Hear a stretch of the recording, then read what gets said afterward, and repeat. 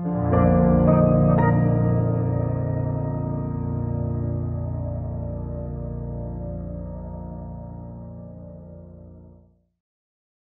buenas tardes a todos y bienvenidos al Instituto Juan de Mariana. Hoy es 25 de noviembre y contamos con Emérito Quintana, que es ingeniero industrial, es experto en bolsa y mercados financieros, también máster en economía de la Escuela Austriaca y es asesor en exclusiva del fondo Renta 4 Multigestión Numantia Patrimonio Global. Y hoy nos va a hablar de una charla muy interesante, que es analizar los fundamentos del Value Investing y su relación con la Escuela Austriaca de Economía, un tema que, bueno, en el Instituto es muy querido y que seguro que va a resultar apasionante para todos. Pues muchas gracias, Emérito. A ti. Bueno, pues buenas tardes a todos. No sabía que iba a haber tanta gente, pero bueno, vamos a empezar ya. Lo primero, la portada, copiarla del Juan de Mariana para ahorrar costes, el ahorro, lo primero. Este trabajo viene del trabajo fin de máster que hice yo para el máster de Jesús Huerta de Soto en la Rey Juan Carlos, y el título en un principio era una fundamentación teórica del value investing desde el punto de vista de la Escuela Austriaca de Economía. Un poco menos, que tiene menos marketing, ese sería el resumen, fundamentos del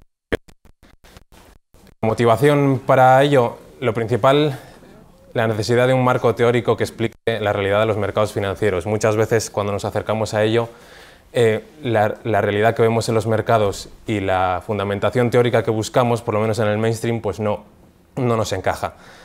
Dentro de la Escuela Austriaca he querido desarrollar un poco la rama financiera, que aunque sí que hay muchos trabajos, sobre todo recientes, todavía falta de desarrollar, más que la parte más teórica. Desde la charla de Juan Ramón Rayo en 2010, que trató un poco este tema, yo he querido recoger un poco el testigo porque él decía que hacía falta convertir la inversión en valor de una filosofía de la inversión a una ciencia de la inversión. Entonces, a partir de ahí yo empecé a trabajar y he intentado leer todo lo que he podido sobre esto y desarrollarlo. Interés personal, sobre todo, porque yo me dedico a esto y depende mucho dinero de que no nos equivoquemos y de que no me equivoque. Así que es importante estresar todo lo que piensas, agitar un poco la teoría para ver lo que cae y lo que no. Y todo esto está dedicado, como empieza el libro de Phil Fisher, para la gente que no piensa, yo ya he tomado mi decisión, así que no me confundas con hechos. Todo esto es primero la teoría, igual un poco más dura al principio, luego toda la práctica, porque al final no hay nada más práctico que una buena teoría. La Escuela Austriaca de Economía, yo creo que la conocemos todos aquí, es una corriente de pensamiento que se ha ido construyendo a base de debates intelectuales, por eso es tan robusta. Es humanista, subjetivista, multidisciplinar, porque si tu única herramienta es un martillo, todo te parecen clavos. En palabras de Jesús Huerta de Soto, la Escuela Austriaca es una escuela muy humanista y disciplinar, que desarrolla sus aportaciones teóricas partiendo del ser humano, es decir, del hombre y las mujeres tal y como son en la realidad, y por tanto no centrándose en un estereotipo, especie de ser robotizado, un homo economicus maximizador de beneficios, que es el protagonista de los modelos matemáticos de diferentes versiones de la escuela neoclásica. Según los austríacos, el protagonista de los fenómenos sociales es el empresario, es decir, el ser humano dotado de una innata capacidad creativa y coordinadora para descubrir fines que le merecen la pena y actuar para alcanzarlos. Concibe la sociedad como un orden espontáneo, como un proceso competitivo que jamás se encuentra en equilibrio y que no puede ser diseñado ni controlado centralizadamente. Por su parte, que parece otra rama distinta que ha ido evolucionando por su cuenta, el value investing, es una filosofía, no es de estilo de la inversión, avanzado filosofía de la inversión, le falta ser ciencia de la inversión, y lleva ya, por lo menos desde los años 20, aunque podíamos encontrar cosas anteriores, en auge. Todo empezó con Benjamin Graham y David Dodd, que desde la Business School, hicieron un libro que se llama Security Analysis, y luego ha sido desarrollado por muchos más autores. Los que yo he destacado, de los que lo han enriquecido o mejorado, los pongo aquí. Nunca están los que prefieren todos, pero estos son los que más me gustan. Warren Buffett, Charlie Munger, que ha habido alguna charla aquí también, Phil Fisher, Peter Lynch, de los últimos ya, Francisco García Paramés, que también es muy conocido aquí, Pat Dorsey. Todos ellos tienen impresionantes track records, han conseguido mucha rentabilidad y vamos a intentar demostrar por qué no es casualidad que haya sido así, cuáles son sus pilares fundamentales. En el segundo libro de Graham, El inversor inteligente, que es como la piedra angular de la inversión en valor, salen 3 pilares fundamentales. Al final se puede ir a 3 sitios en el libro y sacar lo importante, que es el enfoque empresarial, invertir con perspectiva empresarial como si fueses un empresario y como si fueses dueño de la empresa. El concepto de margen de seguridad, que pivota alrededor de toda la inversión en valor, y la parábola del señor mercado, que lo veremos más adelante. Entonces, la idea es si estos pilares y toda la constelación de conceptos que hay alrededor del value investing tiene sentido a la luz de la teoría económica. Y las cosas que no, pues intentar ver por qué no. Todos estos inversores en valor lo que han hecho es intentar llegar a los fundamentos teóricos de su disciplina sin acercarse demasiado. Poco a poco, asintóticamente, han llegado por prueba, error, imitación y todo ese conocimiento práctico acumulado a vislumbrar en qué se fundamenta su disciplina sin llegar a ello. Para mí, bien entendida el value investing, parten de lo mismo, son como madre e hija. He recopilado algunas citas de todo lo que he leído. Dice Diego Quijano que la escuela austríaca del método de la inversión en valor tienen una concepción similar del mundo, que permite entrelazarlas coherentemente. Al economista le permite profundizar en el conocimiento de la función empresarial y al inversor le ofrece un marco teórico para comprender mejor el papel del empresario y los fenómenos económicos. Hay algunos autores ingleses y americanos que sí que han visto el entrelazamiento entre las dos. Dice Spitznagel que el value investing es que la escuela austríaca es el precursor intelectual del value investing.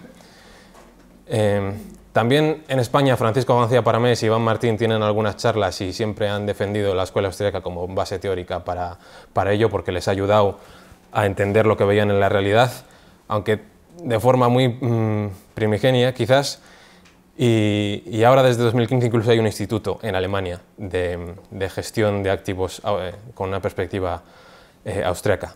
Todos ellos, por un motivo o por otro, quizás sin conocer la teoría, rechazan la teoría financiera clásica, o la mayoría.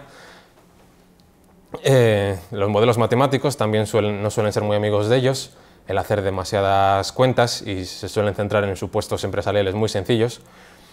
Y esto es lo que quería recoger de Juan Ramón Rayo en el 2010, que no ha podido estar aquí porque está en León, creo, y decía en su charla: los value investors deberían estar dispuestos a dejar de ser una filosofía de inversión para convertirse en una ciencia de la inversión, con todo lo que ello implica.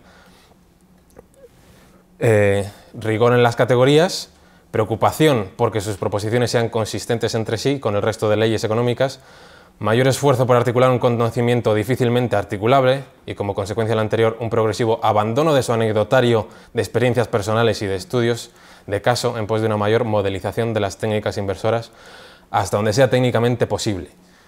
Sí que es verdad que los inversores en valor suelen tirar mucho de anecdotario.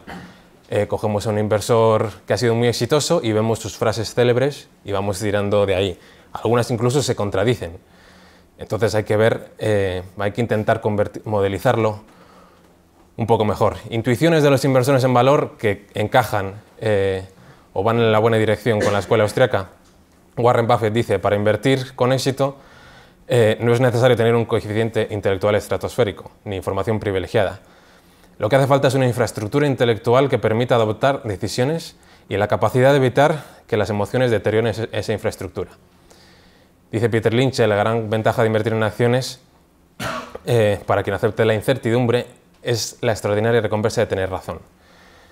Dice Charlie Munger que toda inversión inteligente es value investing, adquirir algo por menos de lo que vale. Y dice Warren Buffett que el riesgo proviene de no saber lo que estás haciendo, una de las más importantes. Y algunas más. Posibles discrepancias, quizá la parte más polémica.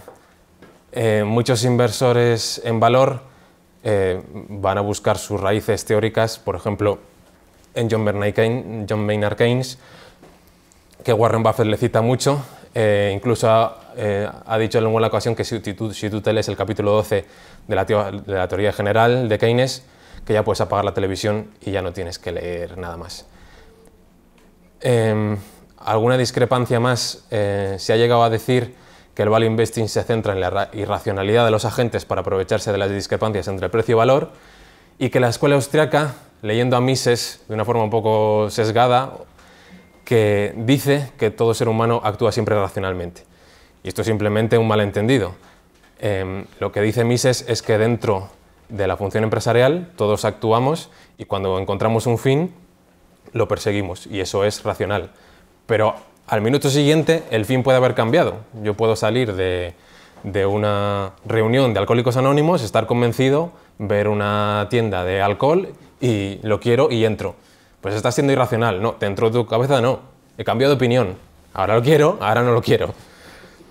Entonces, el tema de la irracionalidad y la racionalidad no es que sea una discrepancia entre value y escuela austríaca, simplemente es un malentendido. Lo que sí es más importante, la valoración frente a la estimación. En la escuela austríaca la valoración siempre representa un ranking de bienes en una escala ordinal. Yo prefiero un vaso de agua, luego un bocadillo, luego tener sombra, luego irme de viaje y así. Y según eso ordenamos ordenamos nuestras valoraciones. En la estimación se intenta calcular aproximadamente una valoración y siempre es dependiendo del futuro. Se intenta anticipar precios y preferencias futuras. Entonces, siempre que hablemos de valoración en el value investing, tenemos que reseñar que es una estimación de una valoración, siempre dependiente del futuro. Hay mucho enfoque cuantitativo en el value investing. Uno empieza quizás más con los gráficos, con los números y luego se acerca al análisis fundamental y empieza a ver contabilidad. Empieza a ver todas las cuentas de los últimos años, empieza a ver múltiplos sobre beneficios y demás y se vuelve un inversor cuantitativo, que es un paso más adelante de otras cosas, pero le falta el enfoque más correcto, que es el cualitativo y empresarial, que es el del que habla Graham, el enfoque empresarial de los negocios. Un tema importante, los inversores en valor, cuando empiezan a hablar de la valoración en sí de una empresa, no sé por qué de repente se vuelven objetivistas. Igual es un tema de marketing, porque queda muy bien decir, no, es que esto es el precio, esto es la locura de la bolsa en el corto plazo y esto es el precio. Sin embargo, yo llego a un valor intrínseco, llego a un valor objetivo, llego a un valor fundamental. Eso queda genial. Y además suena conservador, y claro que sí, y suena bien. El problema es que, como nos enseña la escuela austríaca, todo valor es subjetivo, depende de la persona. Y sabemos que en todos los intercambios necesariamente hay una diferencia de valor y precio, porque si no, no habría intercambios. Tú tienes que valorar más lo que yo tengo, yo lo tengo que valorar menos, entonces hay un intercambio porque hay una diferencia de valoraciones subjetivas.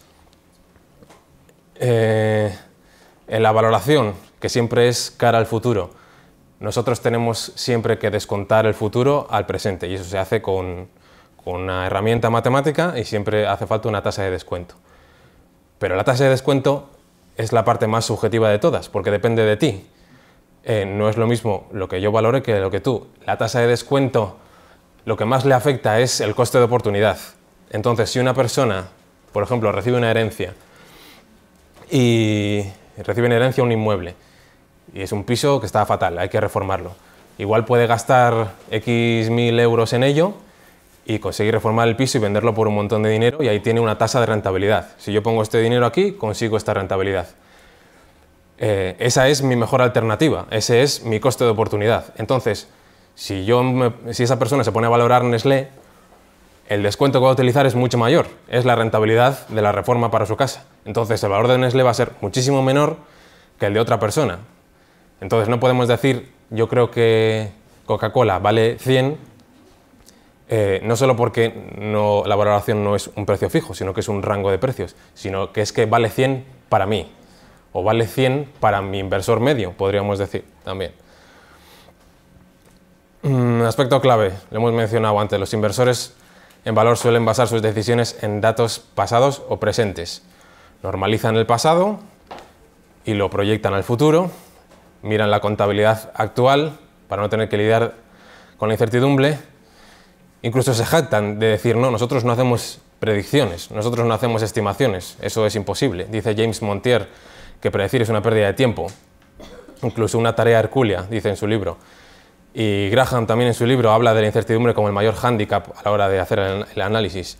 Los austriacos no, los austriacos enfrentan la incertidumbre, resaltan la importancia del enfoque cara al futuro y aceptan que estimar es irremediable. Por ejemplo, un autor critica que la extrapolación del pasado es el principal error de los inversores.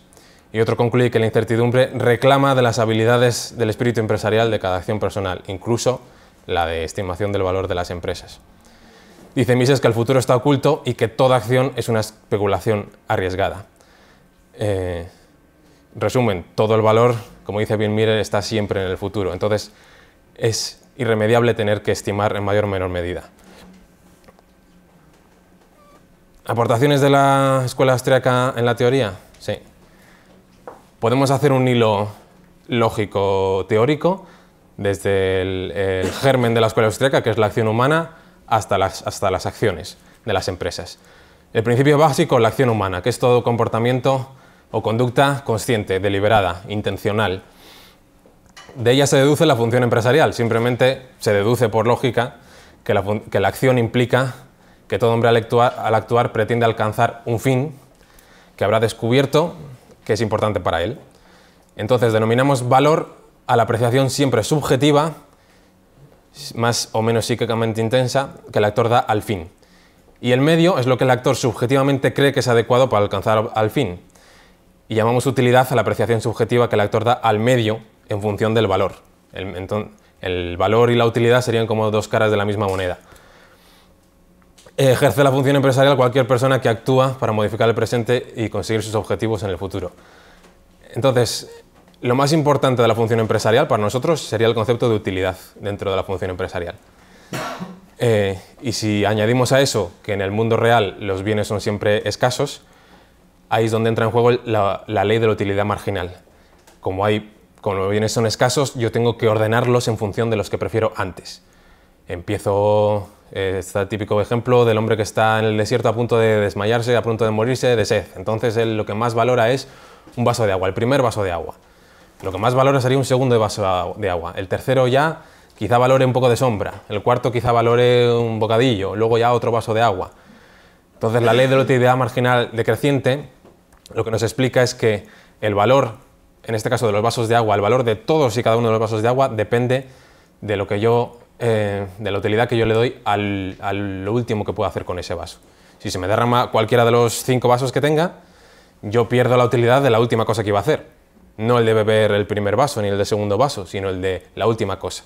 Por eso se llama utilidad marginal, en el margen. Una más, una menos. Un vaso de agua más, un vaso de agua menos. La ley de utilidad marginal nos explica cómo se aparecen en el mercado los precios de los bienes de consumo. Por ejemplo, el precio de un bocadillo, el precio de un huevo. Y a través de un intercambio aislado, de una negociación o incluso en competencia bilateral, en una subasta ya en un mercado más complejo, se llega al precio de un bien de consumo, al precio de un huevo, por ejemplo. Esto que nos dice que es muy importante, desde el punto de vista de la valoración, enfocarse en las necesidades de los consumidores finales. Por ejemplo, hay algunos inversores que priman las empresas que se basan en satisfacer una necesidad que es un bien primario, que aunque llegue la crisis, yo no voy a dejar de hacer esto, no voy a dejar de comprar esto ni demás, porque está mucho más arriba en mi escala valorativa. Podríamos hablar en contraposición con el superlujo, que pasa algo paradójico que tampoco se resiente durante las crisis. Los bienes de capital. Podemos entender cómo se llega al precio de un bien de consumo, pero cómo se llega al precio de las cosas que sirven para fabricar ese bien de consumo. El ejemplo del huevo. En un montón de diferentes etapas hacen falta bienes de capital para conseguir el huevo. Por ejemplo, el mineral de hierro, la chapa en el alto horno, para el aceite, el embotellado del aceite, el aceite en la tienda y demás. Los huevos también, por un lado, el hierro, el aceite, hasta llegar a la etapa final. Entonces, la utilidad de todos ellos depende necesariamente de la utilidad del bien de consumo. Esto lo reseñaba también Juan Ramón Rayo en su charla. Esto nos enseña que los precios son los precios los que determinan los costes. Muchos inversores también se equivocan al hacer su análisis con algo tan sencillo como esto. Primero son los precios, y como el precio es este, yo estoy dispuesto a incurrir en costes en mi empresa hasta aquí para llevarme un margen de beneficio. Pero no incurro en costes porque sí, le meto un margen de beneficio y a vender. Primero es el precio y luego es el coste. También es importante esto para tema de empresas de materias primas, que es que lo que cuesta extraerlo es esto y el precio está en no sé cuánto. Sí, pero es que me da igual. Primero es el precio y luego quedará el último productor que sea rentable con eso. Todas estas etapas llevan tiempo, otro aspecto importante, y hace falta un ahorro previo para sostenerlas antes de que llegue en el tiempo el bien final. Por eso los austríacos dicen que el motor de la economía es el ahorro y no el consumo, y que es lo que hace que aumente la productividad y la riqueza. Con esto también podemos hacer estimaciones sobre países que tienen más o menos ahorro, aunque ya está todo globalizado y está conectado. En una sociedad avanzada, donde ya hay propiedad y hay dinero, aparecen instituciones sociales evolutivas, hay intercambios, se multiplican exponencialmente los intercambios y nos convertimos en productores especializados, solo nos especializamos en una cosa y consumimos el resto. Entonces, cuando ya hay propiedad y dinero, en todos esos bienes de consumo, lo representamos en unidades monetarias, en los intercambios. Entonces, a la combinación de todos los bienes de capital que producen una corriente de bienes que no serán usados por ti, como en un huerto que te comes tú, sino que los vas a vender a otra persona a cambio de dinero, porque ya existe, lo denominamos activo financiero. Y los bienes de capital y los activos financieros se agrupan en empresas, que son pues como las células de un ser vivo, son agentes individuales de acción, en la que todo ese ahorro se canaliza en las inversiones productivas. Hay varias definiciones. Dice Coase que es la sustitución del mecanismo de precios. ¿Por qué? Porque dentro de una empresa no hay precios, no hay una subasta, no hay un mercado, hay una estimación de los precios, de los sueldos, de lo que te cuesta cada cosa. Esto conlleva problemas de coordinación y de burocracia importantes. Hay empresas que lo han entendido muy bien, por ejemplo, es muy enriquecedor leer las cartas del CEO de Constellation Software, porque él lo explica muy bien. Él sabe que cuando la empresa llega a 40, 50 trabajadores, los trabajadores extras, los trabajadores marginales, digamos, aumentan la burocracia, los problemas de coordinación entre departamentos mucho más rápidamente que el aumento del número de personas. En cuanto ya son 50, 60, 70 personas, empieza a haber burocracia, empieza a haber reuniones, empieza a haber problemas de coordinación, ya se escapa de la escala humana, de yo sé dónde está todo el mundo, yo sé lo que es la empresa, y se descontrola. Entonces, ¿él qué hace? Porque no hay precios, es que es teoría de la imposibilidad del socialismo en la empresa. ¿Él qué hace? En cuanto llega a la empresa, se acerca peligrosamente a los 100, las separa y las divide. Y hace un pequeño grupo de trabajo, en el que hay un jefe y en el que hay un pequeño grupo. Y todo se mantiene a nivel humano. Y aunque la empresa sea de miles de millones, todos son como pequeñas células. En la tesis doctoral de David Howden, que he podido tener acceso a ella y leer entera, se ha quitado esto. De las dos funciones principales de un empresario. Un empresario tiene varias características y en una empresa, juntando a varias personas, intentas... ¿Le doy? ¿A que se quite? Sí. Intentas llegar al empresario puro, al empresario perfecto, porque hace falta varias características de mitigación del riesgo, de perspicacia, de reducir la incertidumbre. La definición, la mejor que he encontrado yo en una última tesis doctoral de 2016, una empresa es la agrupación mediante contratos y bajo un único órgano decisorio de unos determinados bienes de capital capaces de llevar a cabo al menos un proceso productivo. Esto es algo general. Cuando tiene vestimenta jurídica la empresa, tiene un capital social que está representado en partes alícuotas por acciones, las cuales otorgan derechos a sus propietarios. Derecho a parte de los beneficios, a una cuota si hay que liquidarla, si entra en quiebra, a voto en las juntas, derecho preferente en las nuevas acciones. Entonces, vemos todo el recorrido teórico desde la función empresarial y la acción humana hasta las acciones. ¿Esto qué quiere decir? Que el valor de la acción irremediablemente queda ligado a las rentas futuras de esos activos que tiene en su interior y de otros factores que veremos después. El cuadro resumen. De la acción humana, la función empresarial, la utilidad marginal, preferencia de los consumidores, con instituciones sociales evolutivas como la propiedad y el dinero y un intercambio aislado o una subasta, se llega al precio de los bienes de consumo. A través de etapas que conllevan tiempo, incertidumbre y una estimación, se llega al precio de los bienes de capital que se agrupan en empresas y las partes de las empresas son acciones. Ese es el resumen de cómo se llega a ello. Aplicación en práctica, ¿qué significan las acciones? Es incorrecto desvincular la naturaleza de las acciones con la operación empresarial subyacente. Mucha gente se equivoca porque la mayoría de las empresas son cotizadas y se mueven sus precios. Entonces todo ese vaivén errático y la facilidad de comprar y vender ahora mismo pues lleva a una mentalidad cortoplacista y a perder la perspectiva de que eso es una empresa real, que está vendiendo algo real a consumidores reales y que su valor depende de ello.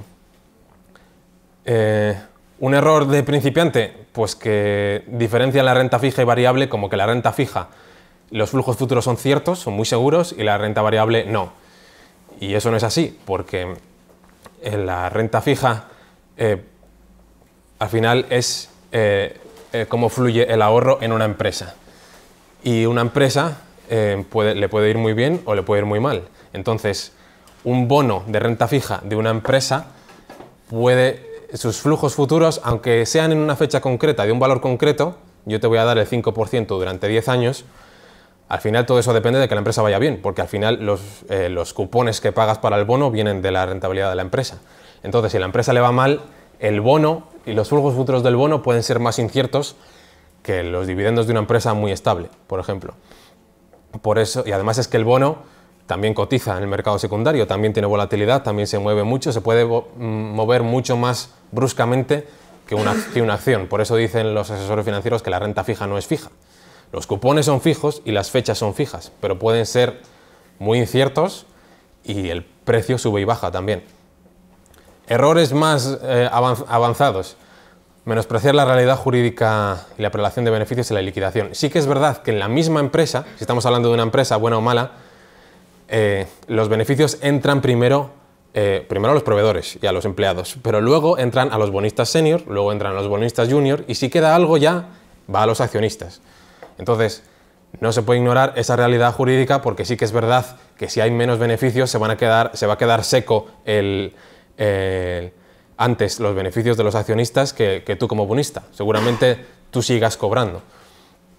Y si la empresa quiebra, pues tú también. Oye, yo voy primero. Esto ha quebrado, vamos a ver lo que queda y lo que se salva. Pues de todo esto se vende y el primero soy yo. Los primeros que lo pierden son los accionistas. Y si queda algo para los accionistas, quedará. Entonces, esa realidad jurídica es importante. Hay un montón de cláusulas que puede haber en cada contrato. Un tema polémico también, diferenciar activos reales y monetarios.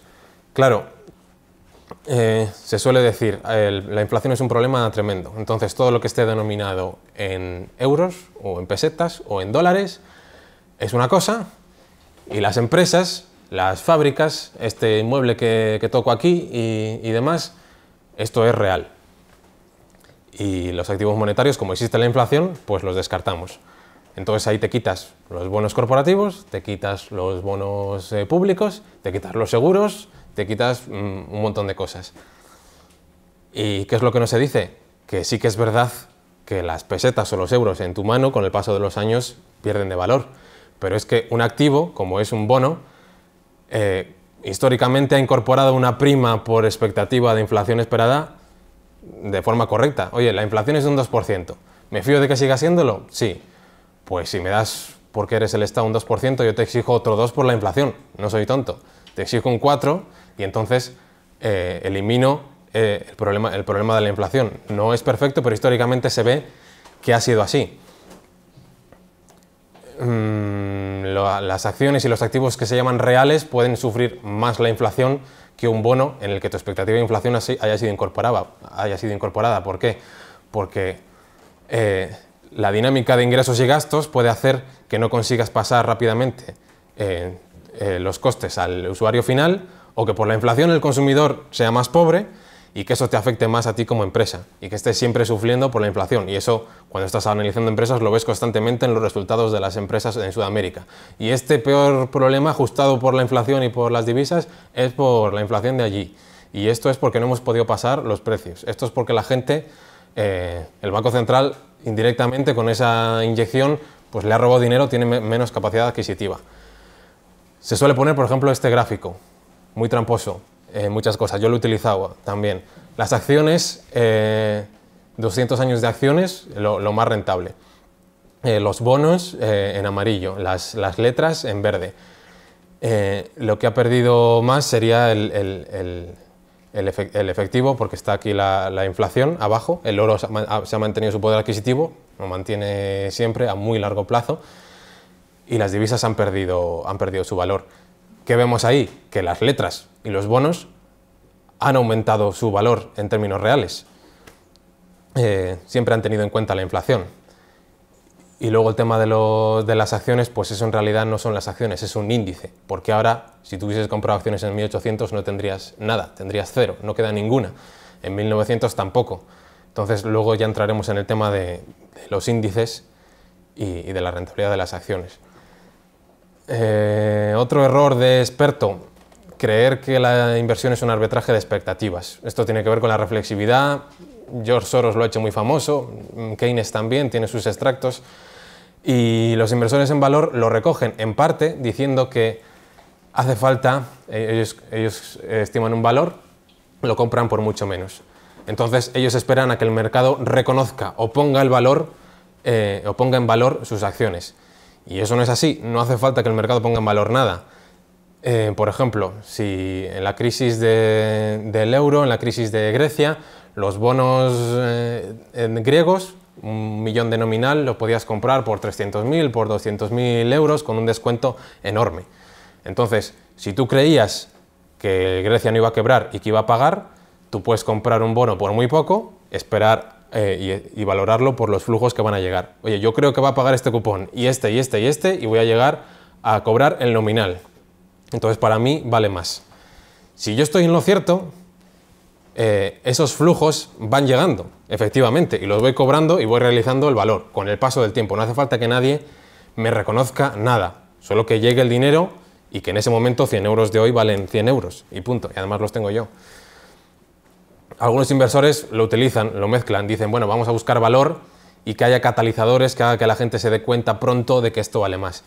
Y así puedes conseguir más rentabilidad más rápido si aciertas, pero en ningún caso hace falta. Todo depende de expectativas del futuro, pero esos flujos futuros se van realizando, van llegando. Keynes y Soros hablan de que todo depende de todo, las expectativas dependen de las expectativas de los demás en un círculo que no acaba nunca y no lo liga con la realidad. Podía haber una excepción, y es el caso de los bancos, sobre todo ahora, en la situación actual, porque sí que es verdad que las expectativas de los accionistas del Banco Popular, por ejemplo, pueden afectar al comportamiento de los depositantes, eso provocar que se seque la liquidez, que no haya para pagar a nadie, y con la ley actual europea que se cambió hace poco, empieza el banco a quebrar. Pues lo pierden todos los accionistas, lo pierden todos los bonistas juniors, lo pierden todos los bonistas senior. En un estado legislativo actual, que también hay un curioso ciclo legislativo en tema bancario, pues pasa eso. Oye, que ahora los bancos sí que pueden quebrar, que no los rescatan. Entonces, si los inversores se asustan, pueden afectar al comportamiento de los clientes y eso entra en un bucle que haga caer el banco. Bueno, sigo con la siguiente para no perder el tiempo.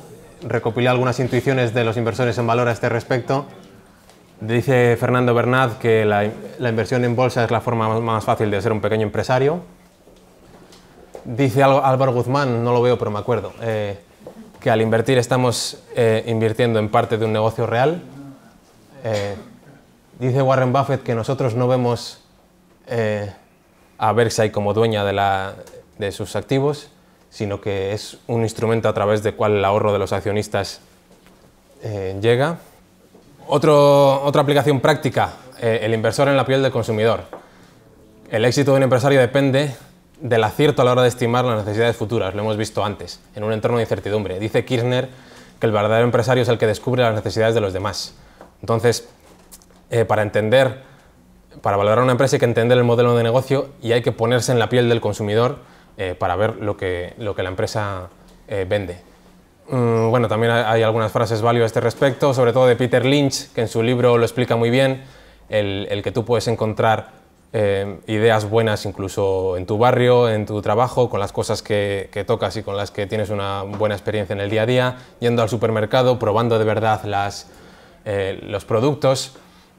Warren Buffett y el caso de See's Candies, una empresa de bombones estadounidense que compró en 1972, dicen que a este respecto, luego veremos también que había un tema de potencial de subir precios, pero ellos dicen que nunca han contratado un asesor. Nuestra idea de asesoría es ir y comprar una caja de bombones y entonces ver por qué la empresa tiene éxito.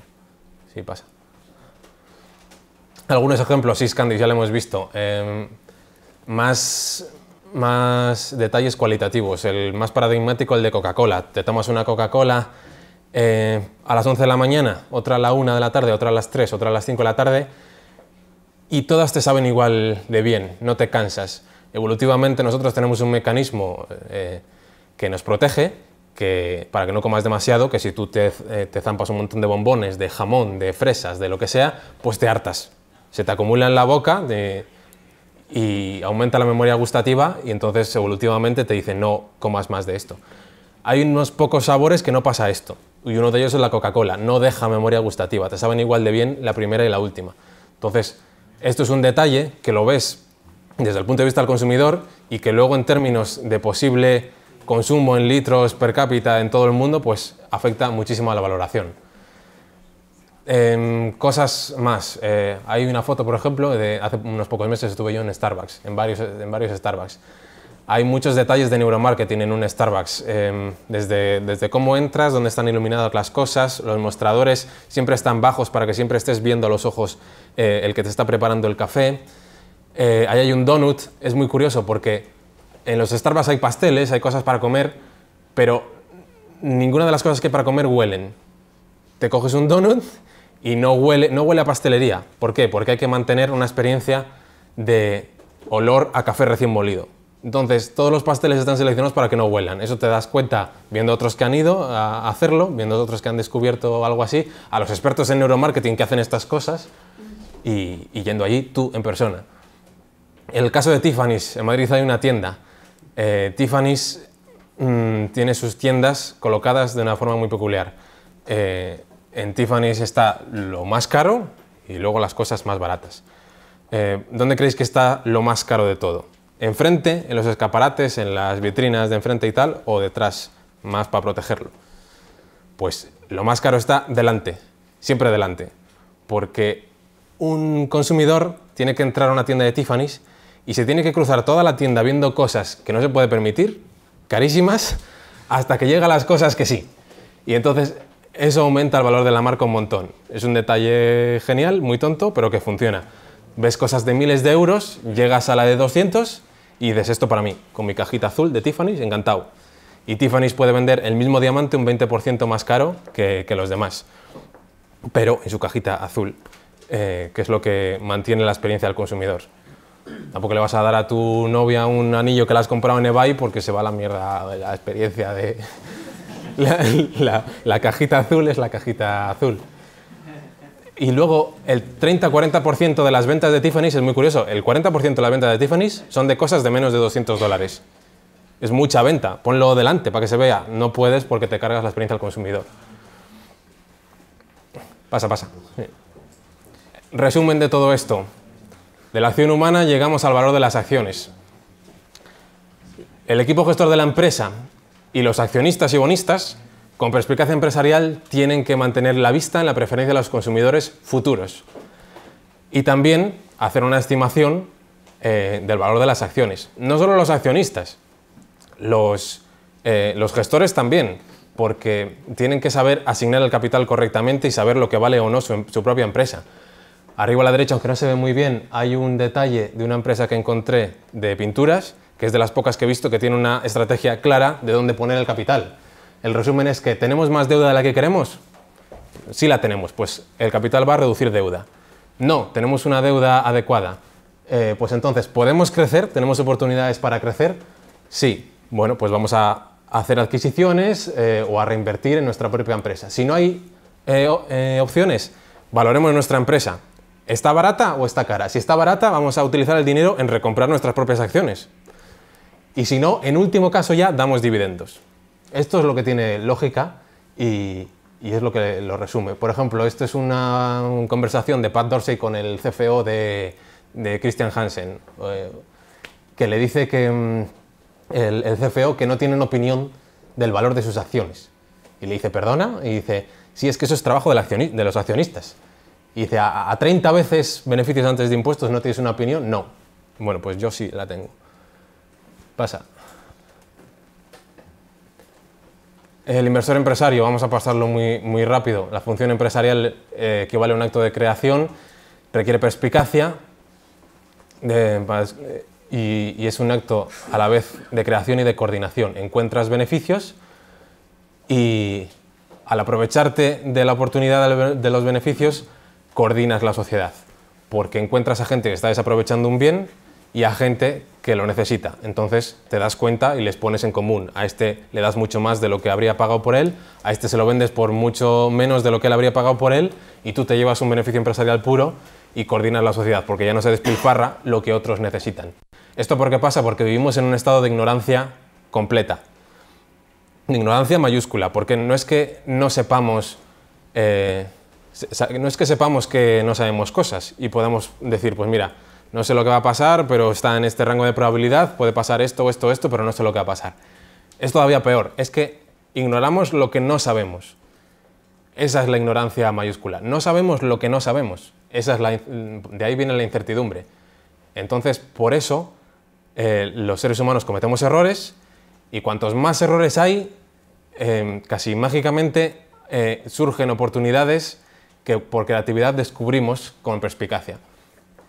Y eso hace que se eliminen y que luego se creen otros más y que se sigan eliminando en un proceso que jamás se detiene. Pasa. Una cosa curiosa, igual para los más de ciencias, tiempo, incertidumbre y la probabilidad. Hemos hablado de la preferencia temporal. La gente es impaciente y quiere las cosas ya, entonces por eso surge en el tipo de interés un precio. El futuro se va creando conforme la gente actúa y va descubriendo cosas, por eso es imposible de predecir, porque es un por hacer, no un por venir. Lo del físico igual lo vamos a pasar, pero vamos, el físico ve que en las leyes físicas tú puedes dar para adelante y para atrás en el tiempo, pero nosotros no vemos eso. Nosotros, los físicos, no entienden por qué no tenemos un acceso epistemológico al futuro igual que lo tenemos al pasado, si las cosas van y vienen igual, por qué la gente... El físico dice, ¿por qué no va la gente a envejecer igual que rejuvenecer? ¿Por qué no voy a poder acceder al futuro igual que accedo al pasado? Porque nuestra realidad psicológica es distinta. Las leyes físicas van por un lado y nosotros vemos el paso del tiempo conforme realizamos etapas y demás de otra forma. Pasa. ¿Cómo reducimos la incertidumbre? De 4 formas muy rápidas. Con instituciones sociales evolutivas, comportamientos pautados en la sociedad. Los contratos, la familia, la moral, el lenguaje, el dinero, todo reduce la incertidumbre porque sabemos que los demás se van a comportar de una forma concreta. Yo estudio las ventajas competitivas desde esta perspectiva, como instituciones sociales evolutivas. La propia función empresarial, tendemos a conseguir lo que nos proponemos.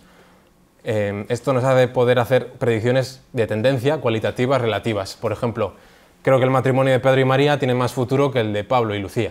Porque les conozco, porque sé cómo se comportan, porque sé que están intentando conseguirlo y tienen su objetivo fijado y van a tender a conseguir lo que se proponen o no. Juan tiene más probabilidades de acabar los estudios que Nuria, también, relativo, cualitativo, de tendencia. El equipo gestor de Amazon tiene más probabilidades de enfrentar la competencia que el de Twitter.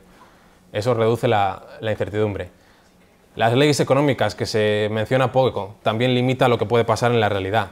Por ejemplo, la imposición de un salario mínimo provoca paro involuntario, sí o sí, siempre. El intervencionismo en Venezuela aumentará la probabilidad de expropiaciones, generará pobreza, un menor desarrollo económico, frente a otros con más libertad económica. También podemos hacer esas predicciones, reducen lo que puede pasar. No puedes imprimir dinero porque sí y esperar que no haya más inflación de la que habría sin imprimir. Y por último, las leyes físicas también reducen lo que puede pasar en realidad. Un modelo mental de Charlie Munger es que cómo funcionan las economías de escala. Por ejemplo, hace falta guardar algo en un volumen y en un recipiente de metal esférico. Conforme aumenta el tamaño, el volumen que puede contener aumenta mucho más que proporcionalmente que el acero que necesito, que la superficie. Pues eso te da economías de escala, por una ley física. Un caso curioso de una empresa que analicé en su día, de satélites, las órbitas geoestacionarias, empresas como SES. Al final hay una sola órbita que va a la misma, que a cierta distancia, 35.000 kilómetros y una velocidad concreta. Los satélites desde aquí parecen que están quietos. Y estando quietos puedes hacer un canal en el que puedes enviar muchos datos. Entonces eso es una ventaja muy importante y sin embargo, por pura ley física, solo puede haber en esa órbita un número limitado de satélites. Puede haber 2.000 y punto. Y ahora hay unos 500, pero que luego también aparecen interferencias entre ellos. Eso es un límite físico. En los aerogeneradores hay un límite a la cantidad de energía que puedes extraer del viento por mecánica, y hay un límite físico que no se puede superar. Eso también reduce la incertidumbre. Entonces, cualquier análisis que vayamos a hacer sobre un negocio debe incluir todos estos aspectos. Pasa. Otra idea, la vamos a pasar rápido, que los recursos naturales no se agotan. Las inversiones en materias primas, se demuestra que las materias primas en términos reales siempre bajan de precio, porque cada vez hay más, cada vez descubrimos más, y si algo escasea, sube tanto el precio que desarrolla la creatividad empresarial para descubrir más o para buscar un sustituto. Entonces, al final, el resultado es que se vuelve todavía más barato. Ahí tenemos, por ejemplo, el uso de la madera, del aceite, del gas natural, del petróleo, por ejemplo, y que acabará pues igual cayendo. La edad de piedra no se acabó porque se acabaron las piedras, sino porque se avanzó y se buscaron sustitutos. Tenemos ahí el precio del arroz, del aluminio y demás. Pasa. Otra idea austriaca, los recursos no se agotan, los recursos son mentales, económicos. Un riesgo y probabilidad muy rápido. En los negocios no hay riesgo entendido como probabilidad asegurable, sino que hay incertidumbre. En la parte mainstream, Markowitz empezó diciendo que el riesgo es la volatilidad histórica, entonces con diversificar acciones que no estén correlacionadas a su volatilidad, consigo reducir el riesgo, consigo reducir la volatilidad porque se compensan unos con otros sin renunciar a la rentabilidad. Magia. Dicen que es el único freelance financiero, sospechoso. El modelo CAPM también, que hace un montón de supuestos que son incorrectos, que las expectativas son homogéneas, que el mercado es perfecto, que el mercado es eficiente, que no tiene fricciones.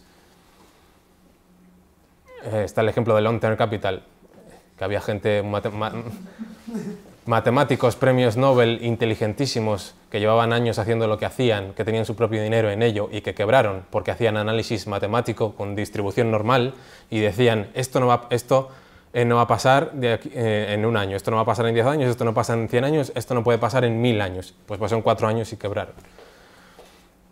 En economía no hay una clase que agregar, las alternativas no están dadas y por tanto no se puede modelizar la probabilidad. Con los activos no cotizados no lo podríamos hacer, por ejemplo. ¿Cuál es la definición acertada de riesgo? Entonces, la probabilidad subjetivamente estimada de que los flujos de un activo no sean suficientes para alcanzar el fin deseado, y la estimación sobre cómo de lejos se podrían quedar con lo que estimaste en un principio. El riesgo es que te equivoques en la estimación.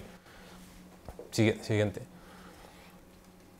Dice Warren Buffett, el riesgo proviene de no saber lo que estás haciendo. Esto va a favor de las carteras concentradas. Si tú entiendes muy bien una empresa, o 5 o 10, quédate con esas. No necesitas más diversificación. Yo, por ejemplo, construyo las carteras según la convicción, la certidumbre y la rentabilidad estimada. Entonces, según eso, si hay una oportunidad muy clara y muy rentable, pues voy a estar más concentrado. Si no, pues voy a estar más diversificado de forma natural por esa idea. El concepto de margen de seguridad, el más importante de los inversores en valor, es muy valioso, pero el problema es que es estático. Muchos inversores se centran en el margen de seguridad. Yo calculo este valor, el precio está aquí, hay un margen de seguridad. Pero el problema es que desde un punto de vista dinámico el valor aumenta o disminuye. Una empresa está creando valor a más ritmo o menos, o puede que se destruya o no. Entonces hay que llegar a un punto de compromiso entre el margen de seguridad y el coste de oportunidad de no tener esa empresa a largo plazo, porque puede crear mucho valor. Tenemos ahí el ejemplo, es Unilever. Vas calculando el precio año a año y encuentras pequeños puntos de discrepancia en el que el precio es más barato que el valor y haces value investing estático. Sin embargo, no tener Unilever durante 20 años es un coste de oportunidad enorme. Siguiente. Relacionado con este concepto, el de opcionalidad. La incertidumbre existe, pero puede ser asimétrica. Puede haber una constelación mucho más grande de cosas que pueden salir bien, de que cosas que pueden salir mal. Dice Álvaro Guzmán, cara gano mucho, cruz pierde un poco. Esa es, por ejemplo, la valoración de Apple el año pasado, cuando hice el trabajo, en el que podías ver que había muchas cosas más que podían salir bien a ese precio que salir mal. Entonces tienes un rango de valoraciones asimétrico. También se ven las empresas en consolidación, que tienen mucho camino por delante, no sabes las adquisiciones que van a hacer, pero puedes saber que hay un universo de empresas por comprar mucho más grande que las cosas que pueden salir mal. Es mejor estar más o menos en lo cierto que equivocado con precisión. La valoración es un rango dinámico, lo puedes ver como tasas de rentabilidad estimadas. Voy a sacar de aquí un 13-15% estimo en el futuro. Y conforme avance el futuro, se multiplican exponencialmente las sorpresas, las cosas que pueden pasar, y entonces la valoración se alarga. Con ventajas competitivas la puedes estrechar y la puedes continuar más en el tiempo. Siguiente. Invertir o especular, hay mucha discrepancia. Invertir como es más fundamental, la paciencia a largo plazo. Especular es como algo malo, de matemáticas, de avaricia, de desequilibrio. Sin embargo, la función empresarial es pura especulación. Compra tanto, venda tanto porque lo descubro. Esto es especulación pura. El empresario es el que ve de lejos lo que se avecina. En un nivel superior de ver el valor de las acciones, sí que podríamos hacer una diferencia entre invertir o especular. Lo primero, el plazo. Si estás comprando empresas, el plazo tiene que ser empresarial, lo que maduran los negocios, en lo que se basa la empresa. No puedes comprar Nestlé a minutos y a horas, porque no tiene sentido, y porque la incertidumbre en minutos es máxima, no tiene nada que ver con la empresa. La sorpresa que puede aparecer en ese segundo es infinita. La diferencia que doy yo, invertir sería asignar capital fijándose en la capacidad de generación de beneficios futuros de los activos, y especular es realizar eso intentando estimar las expectativas de los demás.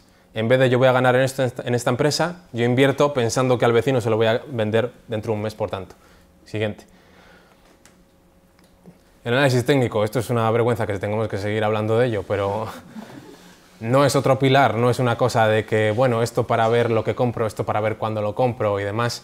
Eso es como decir que por no ser sectarios vamos a poner las ruedas delante del coche triangulares y las de atrás redondas, para así que no nos tachen de sectarios y utilizar más herramientas. La información relevante para un análisis es el conocimiento empresarial cara al futuro. Entonces, las relaciones de intercambio pasadas, que es en lo que se basa un gráfico, no tienen nada que ver. Es como invertir, es como conducir mirando al retrovisor en un mundo en el que conforme avanzas por la carretera, el pasado desaparece. Entonces no ves absolutamente nada, no tiene ningún sentido. Si tú le dices a un CEO que has invertido en su empresa porque te ha dado una señal, un indicador pasado, pues se va a reír de ti. En GoWest tenía una tendencia perfecta y solo hizo falta que un inversor en valor se diera cuenta que valiese cero para que cayese. Eso es su información empresarial. Los analistas técnicos utilizan sus herramientas para todo. Cogen un gráfico y da igual que sea un bono, una acción, el precio de un inmueble, que sea un cruce de divisas, que sea un gráfico aleatorio, que te van a hacer sus cuentas y sus gráficos. En activos no cotizados no pueden hacer nada, no encuentran tendencias ni demás. Incluso los matemáticos dicen que los precios se basan en cosas muy complejas, entonces descargan cualquier herramienta lineal, que es en lo que se basa el análisis técnico. Los propios matemáticos lo descartarían todo. ¿Qué puede pasar? Que haya profecías autocumplidas. Tú tienes un montón de seguidores de análisis técnico, les convences que una acción va a subir, entonces se crea una mini burbuja. Tú lo compras, ellos lo compran detrás de ti, los inversores en valor se dan cuenta de que eso está caro, se revierte la burbuja o la mini burbuja en un juego de suma cero o negativa por el tema de las comisiones. Los inversores, los analistas técnicos, ¿qué pueden hacer cuando se dan cuenta de que no funciona lo que hacen? O admiten el error, que eso es muy costoso, porque se dan cuenta de que tienen un montón de capital humano mal empleado, o enseñan análisis técnico. También pueden ser el pez pequeño en la pecera de los inversores en valor, pero eso no suele gustar. Entonces enseñan análisis técnico. Cuando no funciona se vuelve el discurso como muy de autoayuda, como esto es que necesitas experiencia, necesitas creer en ti mismo, esto no lo consigue todo el mundo y demás. Dicen rentabilidades extravagantes del 1000%, mentalidad de jornalero en vez de capitalista. Tú X horas delante de la pantalla te van a conseguir ganar más dinero en vez de esperar a que una empresa rente. Los fundamentales son vagos, se centran en el equilibrio, el mercado es eficiente, todo está en los precios, pero los patrones que reconocen ellos no están en los precios. Se han hecho estudios empíricos, con la teoría lo podríamos descartar, pero se han hecho estudios empíricos con muchísimos indicadores técnicos que ven que no tiene capacidad predictiva y no la puede tener, lógicamente. Sí, siguiente. La gestión automática. Esto también es polémico. Para invertir tienes que saber lo que estás comprando, lo que estás haciendo, lo que estás invirtiendo. La inversión automática o gestión pasiva es comprar un fondo índice porque sí, porque hay que comprar el mercado al completo. Un índice simplemente es una selección automática en base a unos criterios. Por ejemplo, las empresas más grandes del país y demás. ¿Qué problemas tienen? Que si el país tiene flexibilidad, y se corrigen los ciclos, y las empresas más grandes del país son grandes porque tienen éxito y porque tienen economías de escala y demás, y entiendes eso, puede ser una buena idea. Si no, como en Japón, que es muy rígido, tú compras el índice y te pasas 20 años sin conseguir rentabilidad. En España, el índice son el 30% 3 empresas, Telefónica, Banco Santander y Repsol. Pues ponte a investigar esas 3 empresas en concreto, no compres todo España. Además, esas empresas son internacionales, están en otros países. Comprar el Santander es comprar Brasil, no tiene mucho sentido. El conjunto de reglas son automáticas y se basan en la teoría del equilibrio, de que no se puede conseguir más rentabilidad que el mercado. Esa inversión es procíclica, se realimenta. Está demostrado que las acciones de dentro de un índice tienden a sobrevalorarse porque entran al índice y como están en el índice, los fondos índices la compran y vale más y tiene más capitalización y entonces entra más en el índice y la compran más. Muchos gestores aquí están jugando a hacer crecer su empresa porque sí, sin límite, sin crear valor, y cuando son suficientemente grandes para entrar en el índice, los compran los fondos índices que no se preocupan por el gobierno corporativo, son pasivos, y entonces pueden despilfarrar el capital, pueden subirse los sueldos y no hacer nada, porque sus principales accionistas son Vanguard, son los fondos índice que no se preocupan del día a día de la empresa. Dice el CEO de Vanguard que no veo que vaya a haber una burbuja en la gestión pasiva. Hombre, ¿para qué lo dices? Excusatio non petita, accusatio manifesta. No hacía falta decirlo. Lo bueno que tiene es que genera oportunidades para los inversores en valor. Genera una falsa convertibilidad, falsa sensación de liquidez en los ETFs. Eso es interesante estudiarlo. Las estadísticas que te dicen que los inversores activos no superan en la mayoría a los fondos índice. Pero con la teoría adecuada y estudiando lo que ves, eso simplemente evidencia que la mayoría de los fondos son pasivos, haciéndose pasar por activos. La mayoría de los fondos activos son fondos de bancos que son el índice menos comisiones. Entonces no puedes vencer al índice menos comisiones contra el índice. Tampoco se puede ajustar la rentabilidad por la incertidumbre asumida por el gestor activo. Pero si intentásemos seleccionar los gestores realmente activos, serían los que sus posiciones no tienen nada que ver con el índice y las que hacen pocas operaciones, los mantienen durante mucho tiempo. Si cogemos esos inversores y lo comparamos con el índice, en un estudio resulta que sí que superan al mercado la gestión activa. Los inversores en valor en su mayoría también superan el mercado y no es casualidad, es que es ese grupo en concreto y es por algo. Sí, siguiente. El peligro de los agregados de las medias, muy rápido. El decir que todo tiende a PER 15 porque es la media de los últimos 200 años, es como decir la media de los mamíferos es 1,50 m, encontrar una ardilla de 60 centímetros va a tender a 1,5 m. No tiene ningún sentido. Una empresa igual se merece su PER, es mala y punto. Otra igual es mejor, tiene un mejor futuro, o simplemente la contabilidad no está bien hecha. En las empresas FANG, que se llama Amazon, Netflix, Google, Facebook, la contabilidad es distinta. Tú compras una fábrica, te gastas el dinero en ella, pero la amortizas durante 20 años y eso no pasa por pérdidas y ganancias, no tienes menos ganancias. Pero cuando Amazon contrata ingenieros para multiplicar sus ventas el año que viene, o cuando Google se gasta un montón de dinero en cosas que ya rentarán en el futuro y tal, todo eso pasa por pérdidas y ganancias, las ganancias bajan, parece que están a per mil y si las investigas bien puede ser una inversión en valor como hizo Bill Nygren con Amazon en 2014, que lo explicó muy bien. Los agregados, el peligro de ellos, no invierto en Estados Unidos porque está muy caro. Quitas el efecto contable de estas 4 empresas, está per 15 igual que en Europa. Sí, siguiente.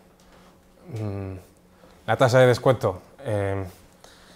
Nosotros exigimos rentabilidad por preferencia temporal, somos impacientes, porque no nos gusta el riesgo, porque esperamos que haya inflación, y luego una prima de liquidez que yo la entiendo como una incertidumbre de que cambien los supuestos. Es un privilegio a cambiar de opinión en el futuro. Puede cambiar mi preferencia o pueden cambiar las de los demás, entonces ahí exijo una prima mayor.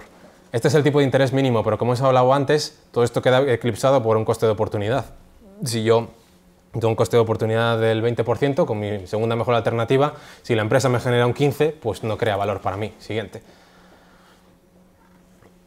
El tema de que las empresas con ventajas competitivas tienen pricing power, pueden subir los precios. Ya hemos visto que en una subasta, en competencia bilateral o en una negociación, al final son las dos personas las que determinan el precio, pero hay un rango.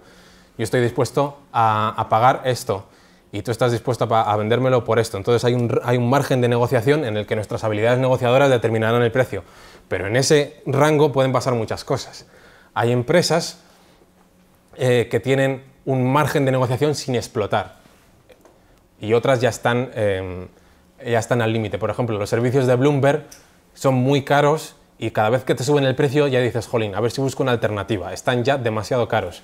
Sin embargo, Coca-Cola de 55 céntimos la lata sube a 60 céntimos, un 10%, la compras, te da igual, sobre todo por la relación entre tu sueldo y la satisfacción que te da una Coca-Cola, y sin embargo eso es un 10% de subida.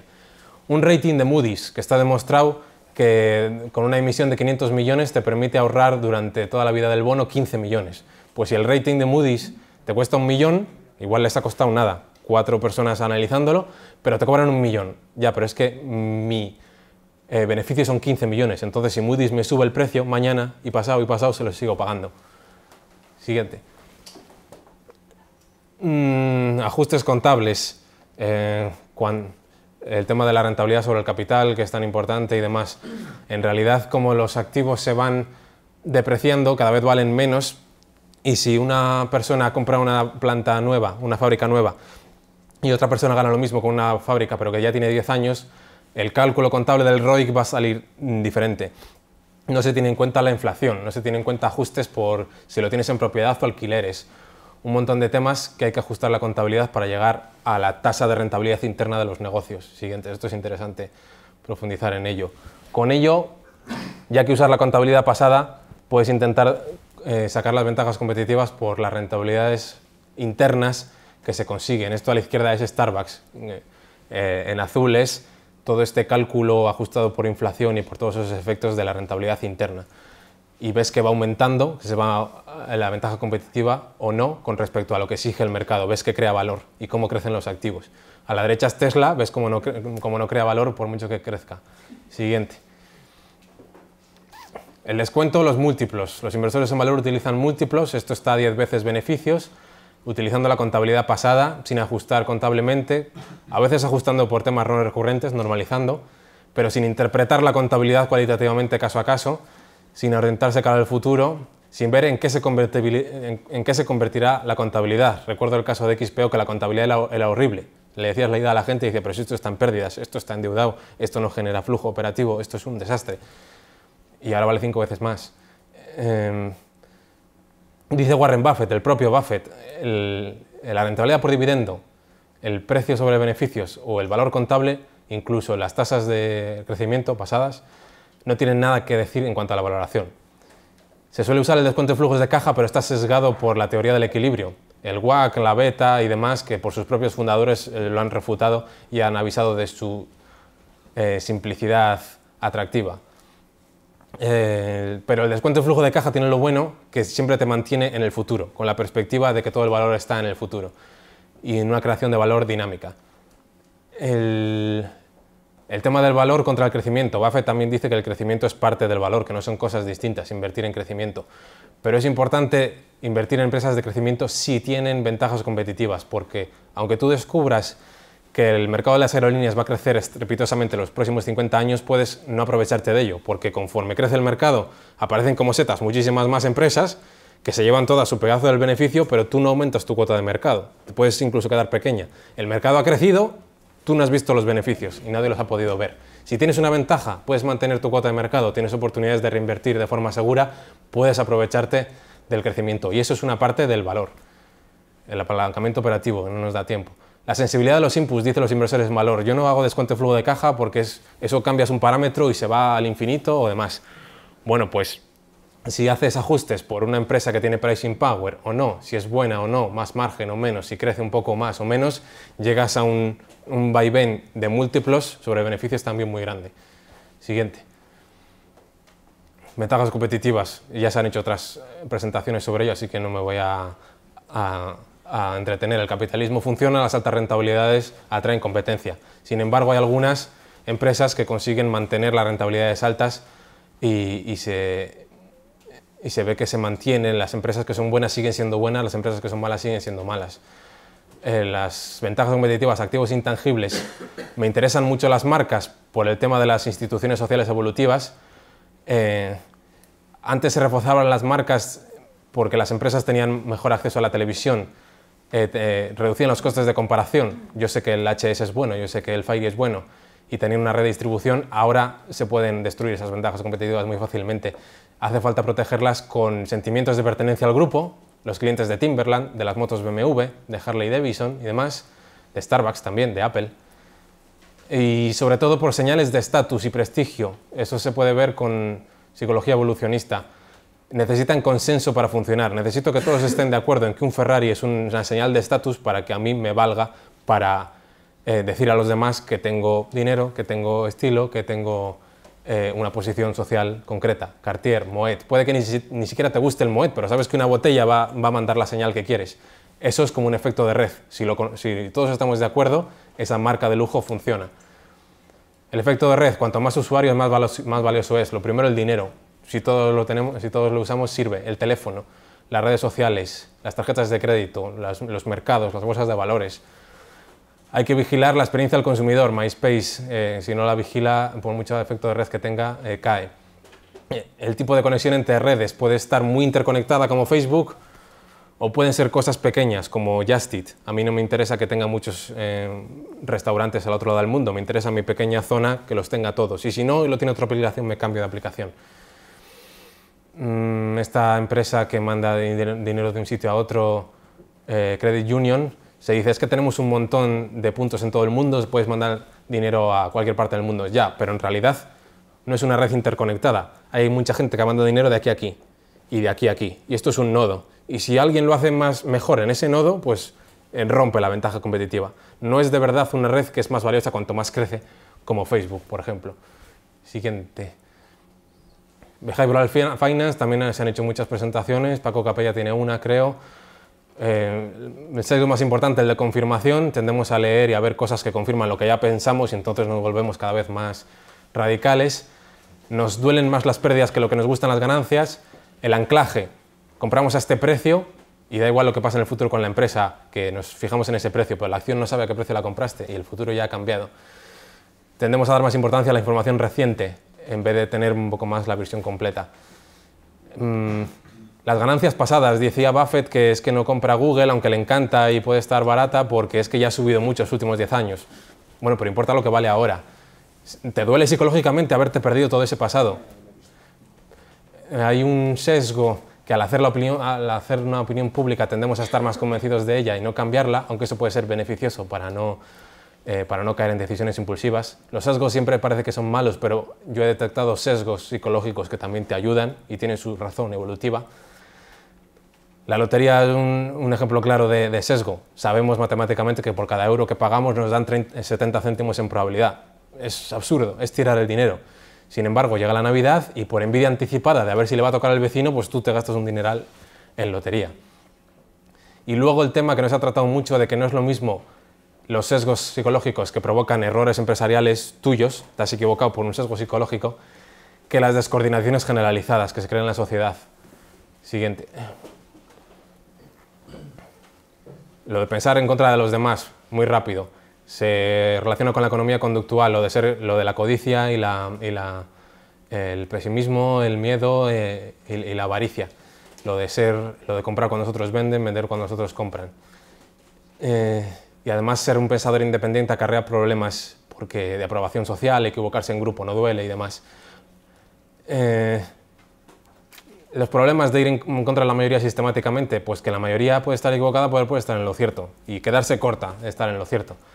Un inversor contrario muy famoso, David Drenham, en 2008, inversiones en el sector bancario. ¿Por qué? Porque estaban a PR2, a PR3, muy baratas. Sin embargo, los earnings, los beneficios, eran mentira.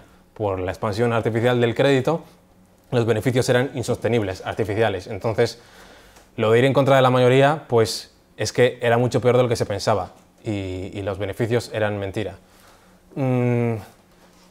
Hay un sesgo contrarian de que soy mejor inversor porque voy a la contra, se vanaglorian de ir en contra, miran por encima del hombro al rebaño y demás. En vez de hacer un análisis suyo, profundo, independiente. Pueden estar en lo cierto o no, pero es su análisis, no tiene que ver con que la mayoría las tenga o no las tenga. Si yo opino diferente, soy buen inversor, dicen. Dice Peter Thiel que el pensamiento contrarian, el mejor pensamiento contrarian es el oponerse a la manada, pero pensando por ti mismo. Ya tenemos que estar acabando. Siguiente, sí. La macroeconomía. Me dijo hace poco Jesús Huerta de Soto. Hay muchos inversores en valor que utilizan la escuela austríaca y no usan la herramienta más importante de la escuela austríaca, que es la teoría austríaca del ciclo económico. Ellos dicen que hay que estar invertido siempre y, sin embargo, desde la microeconomía se pueden detectar todos los procesos que llevan al auge artificial, a la recesión, desde el punto de vista austríaco, y se puede ver exactamente cómo avanza el ciclo. Yo tengo un recesiómetro que he hecho yo, que funciona muy bien, tiene capacidad predictiva y estadística muy fuerte, y se basa en la teoría austríaca del ciclo económico con sus 6 pasos microeconómicos que irremediablemente hacen que se descubra que hay un auge artificial y que se revierta. Y se ve, por ejemplo, en la probabilidad de recesión que sube en el año 2000, justo antes de que llegue la crisis. Las subidas son momentos oficiales de recesión. Y durante el 2006 igual, sube el precio de las materias primas, aparece la inflación, el efecto Ricardo, se da la vuelta a la curva de tipos y llega la recesión. No tenemos tiempo para ello, pero es una herramienta de la escuela austríaca importante que los inversores austríacos no usan, salvo Ray Dalio de refilón, que tiene una teoría del ciclo corto, que es la teoría austríaca del ciclo económico y que le funciona y que le ha servido para librarse de ellas durante los últimos 30 años y construir valor con ello. Los gestores, ya hemos visto que también tienen que fijarse en las preferencias de los consumidores y el valor de la acción. Hay que verlos en el contexto de la ventaja competitiva. Si la empresa tiene una ventaja competitiva muy fuerte y no puede reinvertir mucho, me da igual que la gestione un genio o no. Si hay que hacer muchas adquisiciones, sí, tiene que haber un know-how acumulado de adquisiciones. Si hay que asignar mucho capital, sí se puede reinvertir. Si no tiene ventaja, como Ryanair, no tienes ventaja, necesitas un genio para que vaya bien. Los incentivos para que estén alineados. Gestores que tienen su propio dinero en la empresa. Gestores que son los fundadores. Tenemos ahí el resto de compañías con respecto a las compañías que las dirige su fundador. El universo de empresas familiares.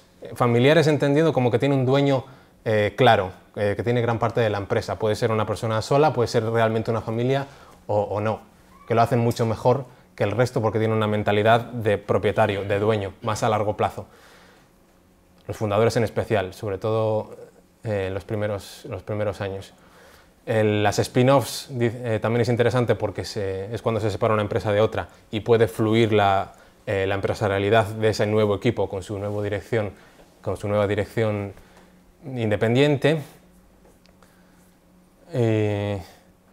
Bueno, ¿por qué se infravalora los gestores buenos incluso cuando ya se han descubierto? Porque utilizan estructuras de impuestos complicadas, usan deuda, no explican mucho, no se pierden tiempo en explicar a los inversores lo que hacen, están enfocados solo en el largo plazo, la gente no cree que pueda repetir lo que ya han hecho. El caso de XPO era muy claro, el CEO de XPO había hecho ya 500 fusiones y adquisiciones consolidando sectores fragmentados. Con todo su dinero, con toda su fortuna, invirtió todo en una empresa para consolidar el sector más grande que había, que es la logística, y dice, voy a hacer lo mismo que hice antes. Y no se pensaba que lo pudiese repetir, pero con todo ese know-how acumulado puedes confiar en él. Siguiente. Sí. Recopilación de ineficiencias que no se usan mucho, decir que las megacaps, las empresas muy grandes no pueden estar infravaloradas, porque tienen muchos analistas, los analistas nunca han tenido criterio, no sé por qué tienen los mismos sesgos y demás, las grandes suelen tener más ventajas competitivas, no tiene por qué haber grandes infravaloraciones, en Berkshire se ha visto muy fácilmente en los últimos años. Brookfield es gigante, pero está en el sector de los inmuebles y las infraestructuras, que es de trillones y puede seguir creciendo. La mayoría de los inversores mantienen empresas durante poco tiempo, pero las ventajas competitivas importan en el largo plazo. Las empresas con ventajas se recuperan más rápidamente de lo que se piensa, suelen seguir siendo buenas. La información cuantitativa pasada es de sobra conocida, pero la cualitativa y todas estas cosas que hemos estado hablando no se valoran bien y puede haber ineficiencias. Los sesgos conductuales, ya hemos hablado de ellos. La vanidad de los inversores en valor puede hacernos sentir orgullosos al no pagar un múltiplo alto por un negocio excelente, o ni siquiera analizarlo. Incluso empresas como Berkshire, yo he llegado a ver inversores de renombre que dicen, bueno, es que Berkshire Hathaway está a PER 18, yo ni la miro porque tengo una cartera genial a PER 10, y Berkshire no se puede analizar así, hay que ver lo que cotiza, lo que no cotiza, la parte aseguradora, lo que vale, los activos ocultos, las opciones sobre Bank of America, todas estas cosas, y ves que vale un 40% más y tú no te estás dando cuenta porque ni siquiera te has puesto a analizarla porque tiene un PER 18 y es absurdo. Y por último, los inversores suelen creer que el pasado reciente continuará en el futuro pagando demasiado por los negocios sin ventajas y no lo suficiente por los que están protegidos contra disrupciones tecnológicas. Y la última, creo que es la última, esto es más importante que nunca porque la adaptación de nuevas tecnologías es más rápida que nunca. Tenemos aquí la adaptación de los coches durante muchos años, de la radio, de la electricidad, de los teléfonos móviles mucho más rápido, de los ordenadores mucho más rápido, de internet muchísimo más rápido, de los smartphones en 5 años. Todo esto es entonces, más importante que nunca porque la gente se piensa que lo que está pasando ahora dentro de 5 años va a pasar y no es así. Valen mucho más las ventajas competitivas de lo que nos pensamos. Siguiente. Ya está. Muchas gracias.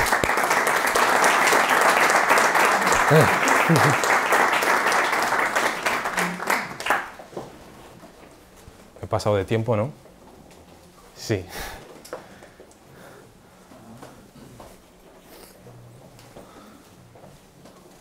Gracias, Emerito. Empezamos con el turno de preguntas.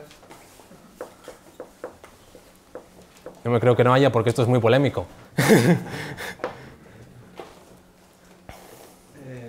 Muchas gracias por la conferencia. Te has quedado un poco corto de contenido, quizás. Sí, tengo más si quieres. Has mencionado el caso de Tesla muy de puntillas, como sí. Muchas cosas. ¿Podrías detallarlo un poco más? Sí, Tesla es el caso de un gestor paradigmático que parece que va a cambiar el mundo y que, sin embargo, no está a aumentar el valor de la empresa, ni siquiera a fijarse en sus accionistas. Él está a crear unas expectativas muy grandes sobre un futuro cada vez más lejano y ir lanzando la pelota hacia adelante. Entonces Tesla se descuenta que todo va a salir bien, que va a crecer muchísimo, el precio de la acción es desorbitado, incluso el propio Elon Musk lo ha dicho. Yo me leo las cartas también de Tesla y dice en una carta, no nos merecemos el precio de las acciones que tenemos. Que para que lo diga ya el CEO es increíble. Entonces, tiene que salir todo perfecto para que vaya bien. ¿Qué es lo que pasa? Que es que no se tiene en cuenta el tiempo que hace falta para crear todo ese capital, para cumplir las etapas, para llegar a lo que él quiere hacer. tiene cuellos de botella enormes y otras empresas ya tienen la infraestructura montada y BMW y Volkswagen y unas cuantas más solo tienen que cambiar un poco las fábricas, que muchos ya lo han hecho, para si hace falta ponerse en eléctrico y ponerse a vender coches. Si tú te compras un Tesla y tienes un problema, ¿a qué taller vas? La experiencia del consumidor se desmorona, pero los demás tienen su red de talleres, de BMW y de Volkswagen y demás. Entonces, se descuenta que va a ser lo mejor, que va a crecer mucho, que no va a tener competencia y la va a tener muy fuerte y que va a cambiar el mundo. Los inversores en corto también coordinan la sociedad diciendo, oye, esto no vale esto.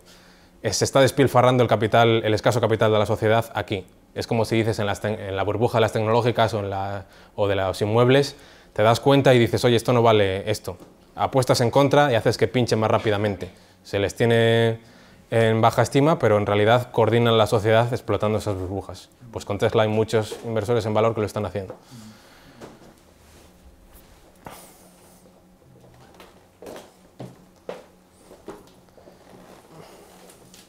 Bueno, yo quería saber si tienes alguna opinión sobre Bitcoin o cómo se puede valorar. Más polémica, sí. ¿Tiene valor intrínseco o cómo se podría calcular eso? Teniendo en cuenta todos los euros que hay en cuentas de ahorro, pasarlas a Bitcoin, teniendo en cuenta que solamente 1 millón o... Bueno. Sí, el valor intrínseco no se entiende bien. Se dice que el oro tiene valor intrínseco porque está ahí y es algo físico, no tiene ningún sentido. La mayoría del valor del oro es monetario, porque tú piensas que los demás lo usan como dinero porque tiene unas características que lo hacen ser buen dinero y nos hemos dado cuenta de ello. El que sea intrínseco o no, no quiere decir que sea físico o no. El Bitcoin también tiene unas características muy especiales. La teoría de Mises que se tiene que basar en una materia prima, yo creo que ahí se equivoca y además también sirve para muchas cosas industriales. El Bitcoin sirve, el blockchain en lo que se basa, sirve de notario, sirve de registro de la propiedad, sirve para un montón de cosas, de usos industriales y luego sirve con el Bitcoin de unidad de cuenta, de depósito de valor y de medio de intercambio perfectamente. ¿Qué es lo que pasa? Que ha subido tanto de precio que la mayoría de los inversores sensatos dicen, esas son las típicas burbujas. Puede ser, pero yo creo que no. Yo creo que el que haya subido mucho no te quiere decir nada. Yo creo que simplemente es un candidato a dinero, que no es dinero, en proceso de monetización. Y en un proceso de monetización los precios suben muchísimo conforme más gente lo usa. Y el que lo use mucha gente no quiere decir vamos a usar la opinión contraria y vamos a apostar en contra. Es que en el caso de un dinero, cuanto más gente lo usa, más valioso es. Entonces yo creo que no se puede calcular fácilmente cuál es un valor razonable, que para que acabe siendo un candidato a dinero tiene que bajar su volatilidad en el tiempo, en el espacio, entre personas, pero que es un buen candidato a dinero por sus características. Sí. ¿Y todos los competidores que salen de otras criptomonedas? Tienen distintas características, algunos son inflacionarios, algunos son deflacionarios, algunos tienen menos costes de transacción y de energía, eso es importante, esa limitación que hay, pero ya veremos cuál acaba siendo el que vence. Hola, Emérito.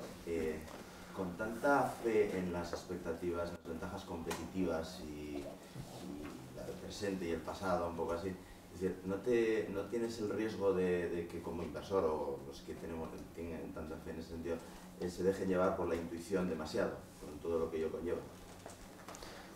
Sí, puedes intentar. Es inevitable que el 100% del valor está en el futuro. Entonces vas a tener que lidiar con la incertidumbre y con el futuro sí o sí. Puedes intentar que todo sea lo más cierto posible. Intentar basarte en cosas que sean hechos hoy y que en el futuro también van a ser hechos. En que los seres humanos se van a comportar dentro de 10 años igual que ahora, o dentro de 5 años. Puedes, lo que hemos dicho antes, por función empresarial, por leyes económicas, por leyes físicas, por instituciones sociales evolutivas, puedes intentar reducir la certidumbre y aumentar el margen de seguridad en el sentido de que pueden pasar menos cosas que te hagan perder dinero y que pueden aparecer menos cosas nuevas que no has tenido en cuenta en tu valoración.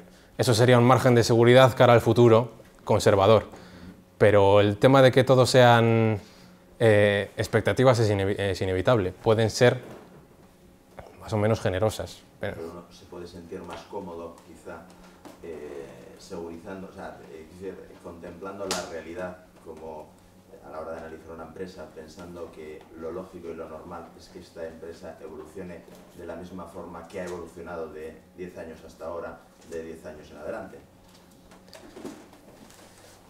Si haces un análisis cualitativo, sí, pero si simplemente proyectas la contabilidad, no. Te quería preguntar si nos podrías explicar tu tesis de inversión en las tecnológicas, ¿no? Especialmente en Tencent y estas empresas asiáticas, sobre todo teniendo en cuenta que considero que es disruptivo en el mundo dual, ¿no? Como quien dice, porque...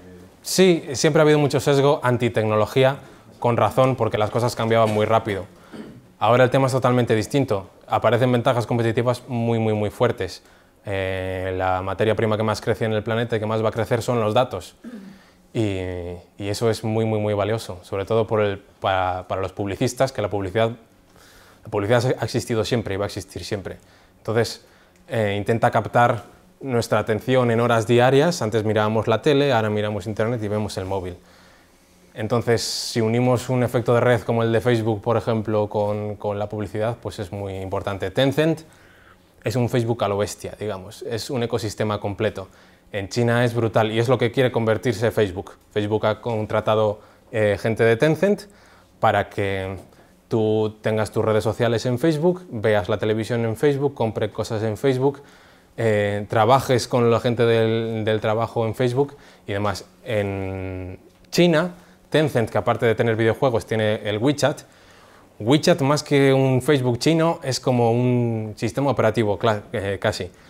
Los chinos, desde que se levantan hasta que se acuestan, ya es parte de su cultura. Están en WeChat.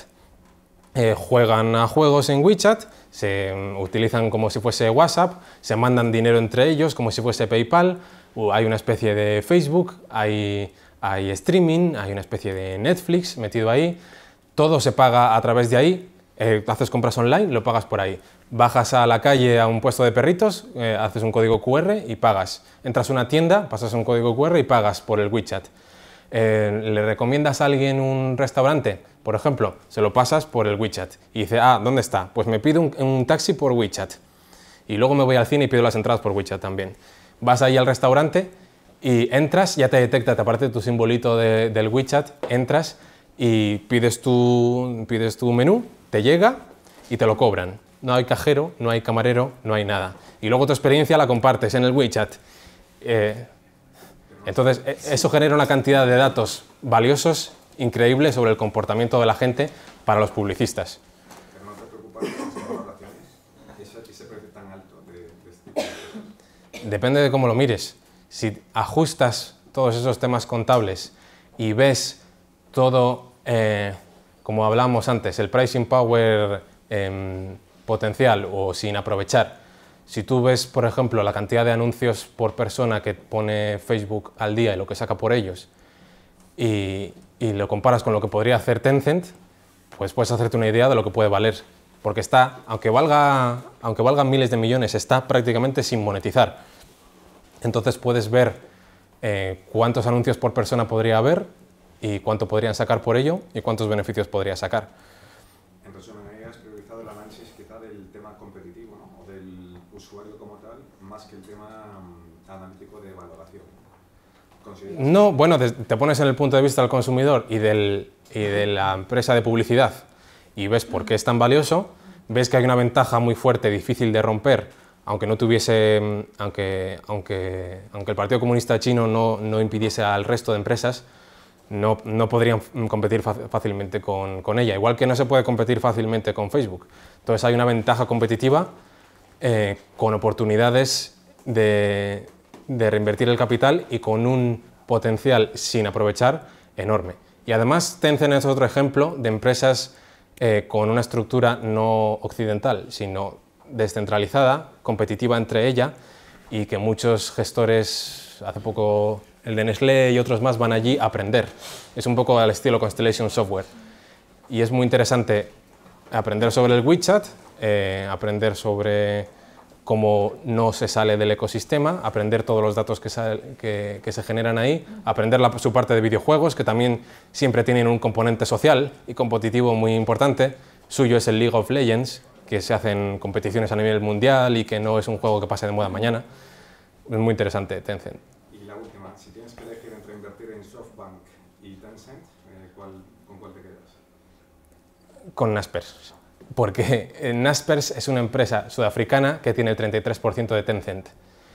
Y por ventas forzosas y un par de características más, en Sudáfrica, porque ya es el 25% del índice, están vendiendo Naspers, hasta el punto de que hay un descuento del 30% entre su participación en Tencent y el valor de Naspers. Y tienen un montón de empresas más, algunas muy valiosas en Rusia y demás, que salen gratis. Entonces, tú puedes creer que Tencent va a crear valor a un ritmo, con una certidumbre concreta, y estudiarla muy bien y tener una convicción sobre ella. Y comprarla a través de Naspers, en la que simplemente necesitas paciencia. Y necesitas entender que esa plusvalía no tiene impuesto de ganancias patrimoniales, y ver por qué. Y ver que se ha confirmado hace poco por una empresa pequeña que han vendido con la misma estructura offshore y un montón de detalles. SoftBank es parecido, pero yo me quedo con ella por ese descuento que ha aparecido ahora. A largo plazo yo me quedaría con Brookfield, 20 años, que es la principal posición del fondo, pero prefiero Tencent a SoftBank, sí. Tú has comentado que analizas mucho el tema de los ciclos económicos. Y entonces luego, o sea, en función de la fase del ciclo en la que te encuentres, actúas de una manera o de otra. Pero luego los fondos de inversión estáis muy coartados a la hora de hacer movimientos, me refiero. Si tú estás en una fase un poco, o sea, una fase altista, a punto de estallido de burbuja y tú lo detectas, tampoco puedes llevarte una posición de liquidez muy fuerte. ¿Cómo lo gestionarías? Yo sí, porque el fondo es mixto y puedo poner 100% renta fija, 100% renta variable. Hay límites de diversificación, hay límites de una pequeña liquidez y demás, pero yo en un momento en el que está a punto de llegar una crisis, si no creo que haya oportunidades y creo que el dinero de los inversores va a estar mejor en deuda pública, porque seguramente estén los tipos altos porque se ha invertido la curva y demás, pongo parte en deuda pública, no tengo problema.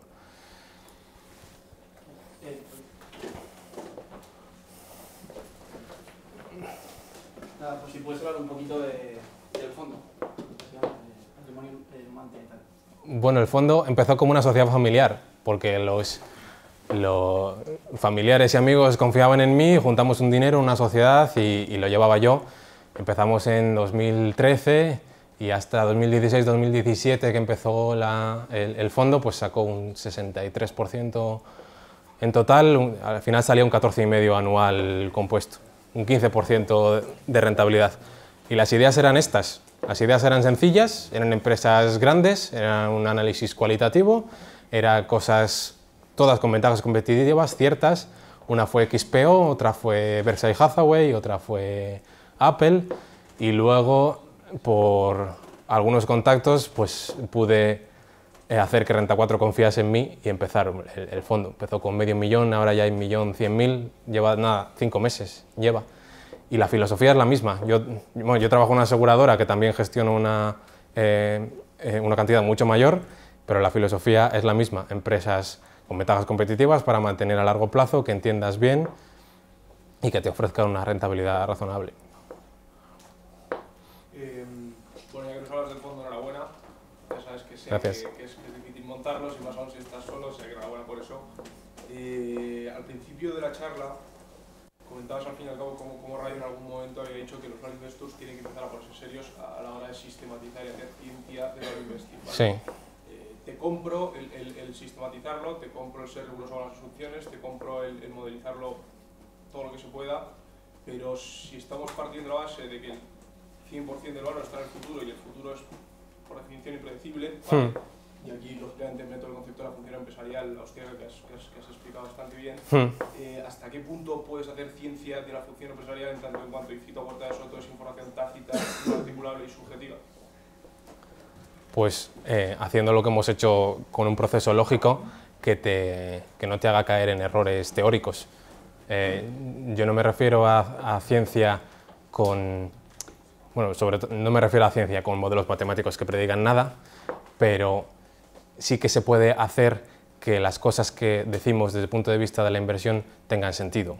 A la luz de la teoría, y la teoría es lógica y deductiva, y la teoría es La teoría te dice que puedes hacer predicciones, pero que puedes hacer predicciones de tendencia, relativas y cualitativas, como lo que hemos dicho antes. Pues mira, esta persona tiene más probabilidades de aprobar que esta. O este matrimonio va a funcionar y este no. Eso es lo que puedes hacer. Y puedes entender por qué lo puedes hacer y no caer en errores básicos. O el tema de que los precios van primero y los costes después, en empresas de materias primas. El tema de que los recursos aumentan y la creatividad hace que los precios altos desarrollen la creatividad para conseguir sustitutos o para encontrar más petróleo o demás. Te quitan un montón, no te dan la solución, no te hacen ser el más listo, pero te quitan ignorancia. Te quitan cosas que sabes que no puede ser, resultados que no pueden pasar y cosas que no son así. No sé si te he respondido o no, pero... A medio. A medio, vale.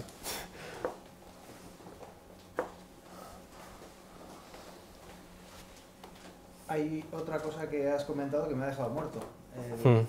Me ha parecido entender que era el recesiómetro o algo así. Sí, el recesiómetro, sí. ¿Podrías explicar un poco en qué consiste? Yo tengo algunos y decirnos ya de paso modelos... ¿dónde estamos ahora? Yo suelo utilizar el Excel lo justo, pero por ejemplo para todos estos ajustes contables y tal sí que lo tengo bastante bien montado, porque el tema del CFRO y los análisis de ajustes de contabilidad y tal, te lo puede hacer Credit Suisse, pero son 100.000 euros al año. Pero lo puedes hacer tú trabajándotelo mucho. Otro pequeño Excel que tengo es el que además me ayudó mi hermano informático, el del recesiómetro. Coge un montón de información del Banco de la Reserva Federal, de datos macroeconómicos y de empleo y demás, y aplica la teoría de Huerta de Soto con los 5 pasos microeconómicos, y según eso yo lo convierto en probabilidad de recesión, en base a la intensidad de la señal y en base al orden de la señal que tenga sentido que esto es un ciclo. Y tiene capacidad predictiva fuerte. Tienes que tener cuidado porque necesitas unos supuestos teóricos previos. Por ejemplo, tú esto lo aplicas en Japón y no funciona. ¿Por qué no funciona? Porque hubo una burbuja y no se limpió la economía. No era lo suficientemente flexible, ni cultural ni económicamente, para limpiar toda esa descoordinación, y entonces te pasas 20 años japonizado, como un zombie, manteniendo empresas que no deberían estar ahí. Entonces tienes que tener en cuenta que el mercado es flexible, que hay datos suficientes, si está globalizada la economía o no, y llegas al recesiómetro. Estas cuentas salía a probabilidad cero en febrero de 2017. Ahora comienza en algunos sitios el precio de las materias primas a despuntar. Podría ser el primer paso de los 6. Hay un montón de crédito esperando por expandirse sin conseguirse expandir, pero si se empieza a expandir hay cuellos de botella y las materias primas y algunos sueldos en algunos sectores empiezan a subir, luego eso llega al bolsillo de los consumidores, o sube la inflación y empieza a crecer la burbuja. Yo de momento creo que si estamos en un ciclo expansivo, estamos en los comienzos.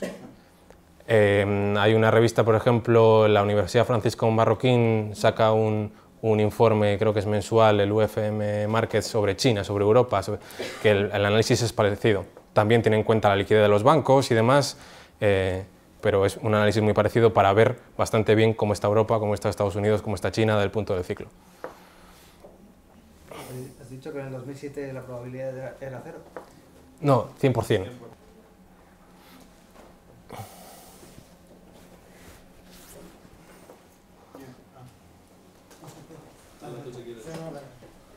Sí, un poco que comentes, a diferencia de otros inversores en valor que tenemos aquí en España, tú tienes un sesgo muy hacia compañías que tienen ventajas competitivas. Si puedes un poco entrelazar las dos cosas, porque con una base teórica de Valinvest, de escuela austríaca muy potente, te diferencias mucho de otros inversores value. Sí, yo utilizo de la escuela austríaca para el tema de ventajas competitivas. Lo que fue más valioso para mí y para un compañero del máster que estuvimos juntos fue el tema de las instituciones sociales evolutivas que enseñaba César Martínez Meseguer. Eso fue muy importante para detectar patrones de comportamiento y conductas en los consumidores. Entonces, eso te permite predecir un poco mejor que si no existiera. El tema de la psicología evolucionista no está dentro de la escuela austríaca, pero también me ha ayudado mucho para el tema de las ventajas competitivas, por lo que hablábamos de la pertenencia a un grupo y señales de estatus, señales honestas costosas y demás, todo eso influye, sobre todo en el superlujo. Y luego, bueno, el tema de las economías de escala lo puedes sacar simplemente, lo puedes sacar simplemente haciendo un ejemplo práctico. A veces es por un tema físico, pero a veces es por simple eficiencia. Y entiendo que tú apuestas más por la filosofía de los modes porque... No, perdona. O sea, ¿tú crees que la rentabilidad teniendo ese sesgo de inversión va a ser superior a otras alternativas que no están tan en inversión en modes? Mi pregunta sería, ¿porque reduces los errores o porque crees que el performance es superior en compañías que pueden hacer compounding o una combinación de ambas? Uno porque reduces los errores, porque como avanza el mundo es casi imposible predecir. Tienes que predecir, pero es casi imposible. Entonces, yo prefiero estar más o menos en lo cierto que equivocado con precisión, ¿no? Si analizo una empresa sin ventaja competitiva, en el que puede cambiar mucho el futuro, las posibilidades son infinitas y la valoración está entre 1 y 10, pues no tiene sentido que invierta 5 a 4 a 3. Por otro lado, yo creo que las ventajas competitivas sistemáticamente se infravaloran, es decir, hay una ineficiencia constante. ¿Por qué? Porque es una forma de multiplicar tu paciencia. Si la bolsa es un mecanismo por el que se pasa dinero de los impacientes a los pacientes, como dice Buffett, la parte de preferencia temporal que está en el tipo de interés, por eso ganamos parte de dinero esperando, pues las ventajas competitivas lo multiplican porque importan a largo plazo y la mayoría de la gente está pensando en el próximo anuncio trimestral de beneficios, en cómo va el precio a corto plazo y demás. Entonces es una forma de multiplicar tu paciencia, es una forma de conseguir certidumbre. Y si le añades oportunidades de reinversión, sí que puedes conseguir rentabilidades altas. Si no, si es una empresa madura que conoces bien, que ya está reconocida y demás, puede ocurrir ese efecto, pero la rentabilidad es baja. ¿Por qué? Porque te da certidumbre. No tiene sentido que ganes un 40% con algo muy seguro, pero te da una certidumbre muy constante. Muchas son casi bonos protegidos contra la inflación, bonos con cupón crecientes. Las otras, entra el tema de las oportunidades de reinversión, el ver el crecimiento sin explotar, el pricing power sin explotar, el ver la opcionalidad, el universo de cosas que pueden salir bien con respecto a los que pueden salir mal, y ahí puedes conseguir cosas muy interesantes. Por ejemplo, la empresa más rentable de Europa de los últimos 20 años es Eurofins. Y Eurofins es una combinación de nichos de mercado, que es una ventaja competitiva que se puede explicar también económicamente. Es una zona muy pequeña del mercado que no interesa que alguien compita, porque si hubiese dos competidores ya ninguno de los dos es rentable y entonces caen los beneficios y no interesa. Pero si tú eres el que está ahí, eres muy rentable. Estos se dedican a laboratorios y a pruebas de laboratorio especiales y tal, también con patentes y demás. Estos han unido una ventaja competitiva con un potencial, con un mercado fragmentado enorme que han podido ir comprando y consolidando, y una estrategia muy interesante de compro un laboratorio, veo las pruebas que hace, las que ya hago yo y las hago en mucho volumen las quito, las que hacen cosas especializadas las mantengo, y en el momento de la compra la empresa ya vale más que lo que yo lo compré, porque lo meto en mi red y despido a esta gente y pongo esta aquí, lo llevo allá, yo tengo muchos clientes y ellos solo tienen unos pocos, aumento la eficiencia de todas las máquinas de los laboratorios, y eso durante 20 años ha conseguido una rentabilidad del 30% anual, que en 20 años es exagerado, más que Amazon, más que Netflix. La última, a 20 años vista, decías que la primera compañía que tendrías, buy and hold sin poder tocar la cartera, sería Brookfield, la segunda sería Amazon. Brookfield me llevó como 3 meses estudiarla y es muy compleja, pero se puede, una vez que la entiendes, estar muy tranquilo con ella. Me gusta mucho, es la principal posición del fondo, un 8%. Y la segunda estaría entre Amazon y Berkshire. En Berkshire... Pero sabes que en 20 años Buffett y Munger están muertos, ¿no? Sí, pero...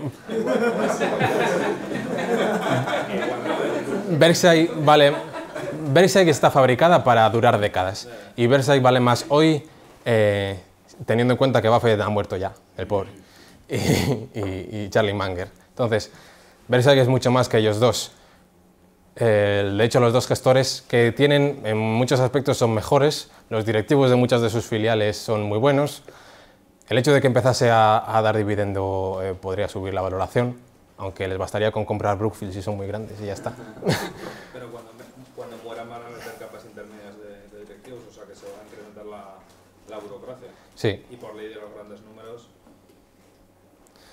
Bueno, la ley de los grandes números, yo he visto a personas con 10.000 euros perderlo todo y a una empresa de $1 trillón, bueno, de $1 trillón no, y una empresa muy grande convertirse en cada vez más grande y estar infravalorada. Entonces, lo de la relación directa no me cuadra mucho. Además, eso iría en contra de los índices, porque la clave de los índices es que la dinámica del índice va a ir mejor las empresas que van a crecer que las que van a acabar desechadas del índice.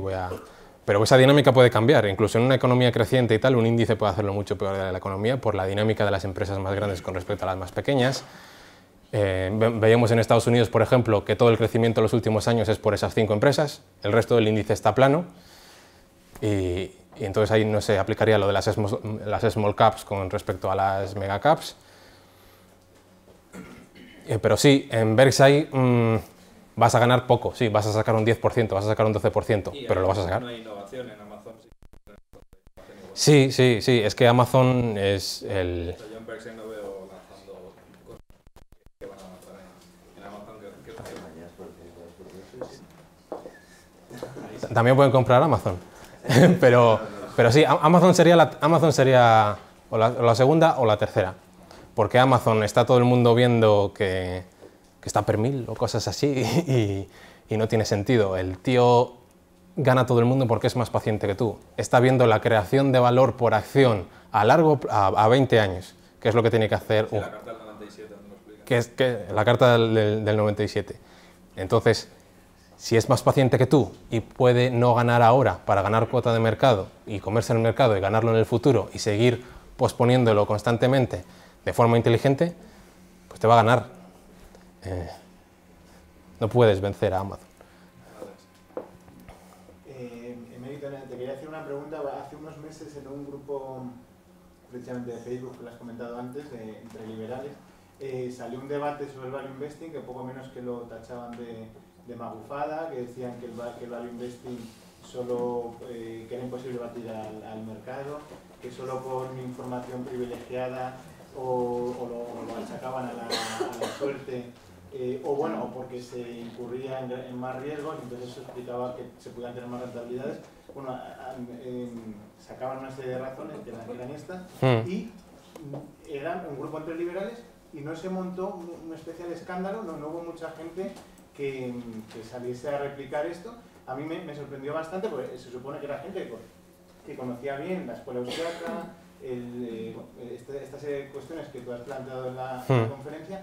Y primero, bueno, ¿cómo responderías? Y segundo, ¿a qué crees que se debió que entre gente que se le supone cierto conocimiento en todo este ámbito pudiesen pensar así? Bueno, la verdad es que el conocimiento sobre esto es muy escaso. Puedes saber de escuela austriaca y de muchas ramas de la escuela austriaca y no de la financiera. Se han escrito muchas cosas, se han desarrollado muchas cosas, pero no del todo, sobre todo de la parte de la inversión. Entonces, todo esto es conocimiento muy escaso. No es, ni siquiera entre los seguidores de la escuela austriaca se conoce ni se interesan por esto. Entonces, primero sería pues, por este desconocimiento. Segundo, pues porque al final tú puedes entender que el mercado nunca está en equilibrio y que la eficiencia es dinámica, pero no saber aplicarlo al tema de la inversión y creerte la teoría de los mercados eficientes y ver las estadísticas y que parecen que tienden a eso. Y se suele decir el chiste de que los que piensan en la teoría de mercados eficientes, si encuentran un billete de 10 euros en el suelo, dicen, no puede existir, porque si fuese de verdad ya lo habría encontrado alguien, ¿no? Se fijan en un estado de equilibrio en el que ahí puedes hacer matemáticas y puedes intentar explicarlo todo, pero la realidad es que la economía es precisamente el proceso constante de llegar ahí y nunca se llega. Entonces es como, lo entendería hasta un físico. En un motor eléctrico, por ejemplo, tú cambias el campo magnético y el motor tiende a llegar a su punto de equilibrio. Y en ese punto se pararía, pero antes de que llegue cambias el campo magnético y sigue girando. Y sigue girando y sigue girando. Y el motor funciona porque no está en equilibrio, porque es el proceso de giro. Entonces, si tú estudias el equilibrio, pues no vas a entender el motor. A Huerta le ha costado... ¿A quién? A Huerta que le ha costado un poco el tema de Value Investing, o sea, que con todo el conocimiento técnico que tiene... Sí, a ver, es que aunque sean... Bueno, que sean liberales tampoco querría decir mucho, pueden conocer la escuela austríaca o no, pero dentro de la escuela austríaca puedes no conocerlo y si lo conoces puedes tener muchos sesgos que te alejen de ello. Pero ¿qué es lo que le ha costado a Huerta? Bueno, Huerta...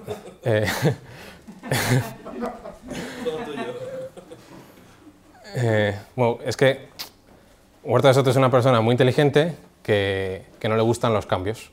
Entonces, es muy difícil hacerle cambiar de opinión, pero cuando cambia de opinión sabe que está bien hecho. Y él tiene razón con que donde trabaja él y donde trabajo yo, que es en el tema de los seguros de vida, es algo muy distinto al tema de los fondos. Y los fondos suelen ser competencia de captación de ahorro.